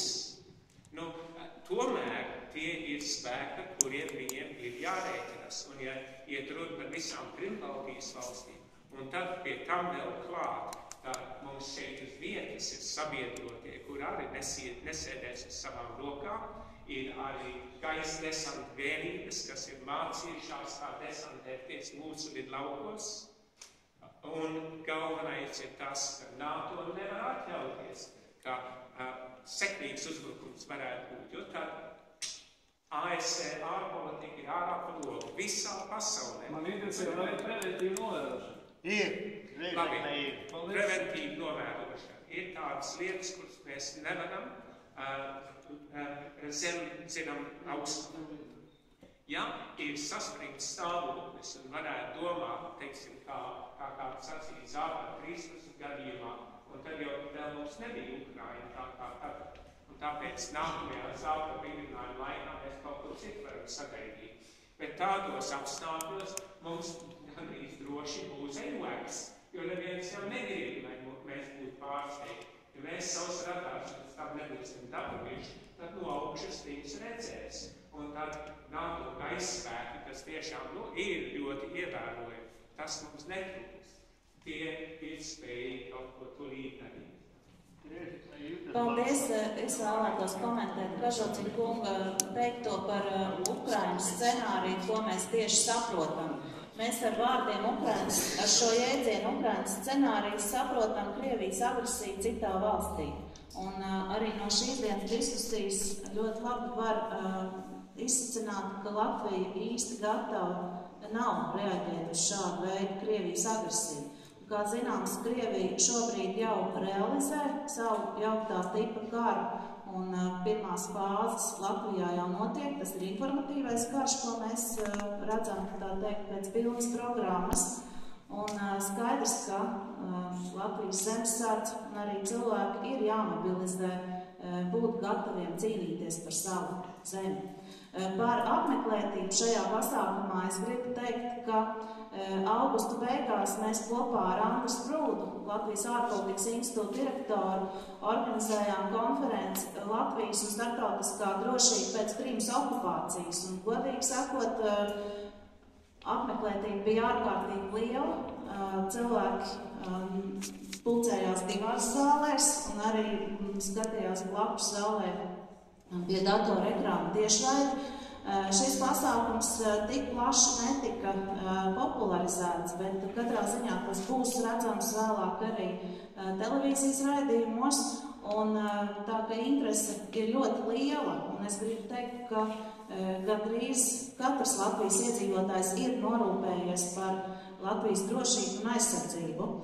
Tad par Eiropas valstu attieksmi. Azerbaidžānā mēs piedalījāmies ar kolēģi no Latvijas Republikas Saeimas ECO parlamenta asamblējas sesijā, kur arī atbalstīja manu priekšlikumu ASV rezolūcijā iekļaut tādu pantu, ka ECO dalībvalsts atzīst, ka Ukraina ir okupēta teritorija, un ECO dalībvalstu vairākums atbalstīja šo priekšlikumu. Bet balsojums par šo rezolūciju, kā zināms, šobrīd ECO dalībvalstis ir kopsumā 58. 30 valstis atbalstīja ASV rezolūciju par to, ka mēs nosodām Krievijas agresiju Ukrainā. Tātad arī mēs, visas Baltijas valstis, to, saprotams, atbalstījām. 5 valstis, ieskaitot Krievijas federāciju un tā līdzīgi domājošās, bija pret šo ASV. Kopš 2002. gadā es esmu zemesardzē, es neapsvaros, ka proti ir regulāri jātrenē, mums ir plāns, mēs trenējam, kā lielmājas bataljons savācās, pārvietojās uz Rēdzeknīgas, vietojās pozīcijās, kā bataljons otrādi no Daugavpils aizbrauc uz Valmieru un izvieto konfrontu posteņus kaut kur. Tikai pēc tā mēs varam analizēt kļūdas, kas nav īstā, kur degvielas uzpildītais tur aizbrauca, kā tika nodrošināta apkārtējā pārtika un tā tālāk. Un tātad plāns, mācības, kļūdu analīze, plāna korekcijas. Par gatavībām. ASV bruņotajos spēkos eksistē default līmeņi, tas defense condition, gatavības līmeņi. Ja mums ir saspringtāka situācija, tad mums varbūt ir vērts uz vienu zemesardzes bataljonu turēt ieslēgt gatavībā vienu patru vai vienu nodaļu, kur ir gatavāk nekā, ja ir saspringtāka situācija. Par ieroču glabāšanu, daži komentāri. Sastīja kolēģi, kuri bijuši 94. gadā Zviedrijā. Tur tāda neliela pašvaldība, apmēram mūsu pagasti, viņš pār 1000 iedzīvotājiem. Viņiem bija vesels 100 apmēram vienota Hemmerna, zemesardzes. Viņiem neglabājās centralizēti ieroči vispār. Viņiem pat bruņtransportieris, kas tajā noteikti, glabājās pie fermera šķūnī, blakus traktora. Viņiem mežos bija bunkuri, tad, kā mēs redzam, lielie betonu kastes, kas stāv mežā, viņi ir ieslēgti signalizācijai, un viņi tā viena rota varēja karot, kā viņi teikuši, 5 gadus ar tiem ieroču munīcijas krājumiem, kas viņiem tur ir. Līdz ar to es uzskatu, zemesardzei vispār centralizēti jāglabā tikai tik daudz patronu, cik ir kārtējs pateikts, viņam Zviedrijā tas bija viena turistava, pie pagasta pārvaldes viņam tikai tik daudz patronu, cik viņi tajā mēnesi iztērē. Vispārējais ekipējums, ieroči, munīcijas, sprāgspielas, viss tas ir vai nu slēptuvēs, vai pie zemesargiem mājās. Un mums jāvajag. Protams, ir savākušies cilvēkam ļoti interesē savu valsts drošību. Bet kas šeit ir pamanāms? Ka tāpat kā šajā pēdējā spēlē, kas ir televīzijā, kur viens no šova elementiem ir telefons, kad stāsta stāstu un līdz beigām viņš nonāk pavisam citā interpretācijā, citiem faktiem, sagrozītā veidā. Un šeit redzot tas, ka ļoti daudz uzdod tādus jautājumus, jūs nezināt, jūs man neatbildat, un tam man ir jautājums, vai jūs paši esat kādreiz apsēdušies un painteresējušies par to? Jo tas, kas nāk no politiķiem, dažkārt tiem, kas grib iet politikā, absolūtās negācijas, kas tiek raidīts uz sabiedrību. Neviens neko nezina, nesaprot. Bet tā jau nav, katrs ir savas profesijas pārstāvs, strādā savā jomā, un visas jomas ir ļoti profesionālas. Vai ne, Bērdiņš kungs? Jā, bet izskatās, jo kas mums ir sabiedrībai, ko es vēroju no vēstures viedokļa? Mums ir daudz runātāju un maz darītāju, kas ir gatavi iet un darīt. Es atvainojos, pieturamies tur pie diskusijas reglamenta. Ir taisnība, Latvija aizsardzības jomā ir vājākais posms starp visām 3 Baltijas valstīm. Acīm redzot, tāpēc, ka ir daudz runātāju un maz darītāju. Bet nevajag vainot, ka tur ir vainīgi tikai kaut kādi vieni cilvēki vienā ministrijā. Tur ir visu kopējais. Arī šos sārēmas. Šeit ir viens, kas saka, viņš ir kā prālis zemesardzē, kaut kāds viņam jautāja, kurā novadā viņš nesaka. Tā kā, varbūt paskatīsimies, es jau pateicu, jūs nedzirdējāt vienkārši, jā. Un es zinu, ka šeit sēdošie zemesargi Sils, Kalniņkungs, viņi ir tie mūsu zemes patrioti. Un jebkura šāda negācija raidīšana, šie sabojātie telefoni mūsu sabiedrībai nodara tikai ļaunu. Paskatieties vēsturē, te jūs to sapratīsiet. Un nevajag šeit vienam otru cilāt vai gremdēt, vajag meklēt kopējas risinājumus. Un tā kā kāds atbild šeit, kas ir profesionāls Kalniņkungs, tad nevajag smaidīt un tādu zīmi dot, ko te viņš tur. Paldies! Vēsturē vispār. Paldies! Lejas kundze nebija tajā brīdī klāt, bet mēs runājām tieši lielā mērā par finanšu ministrijas atbildību Latvijas aizsardzības stiprināšanu. Zemesargiem mājās ir mentāla seja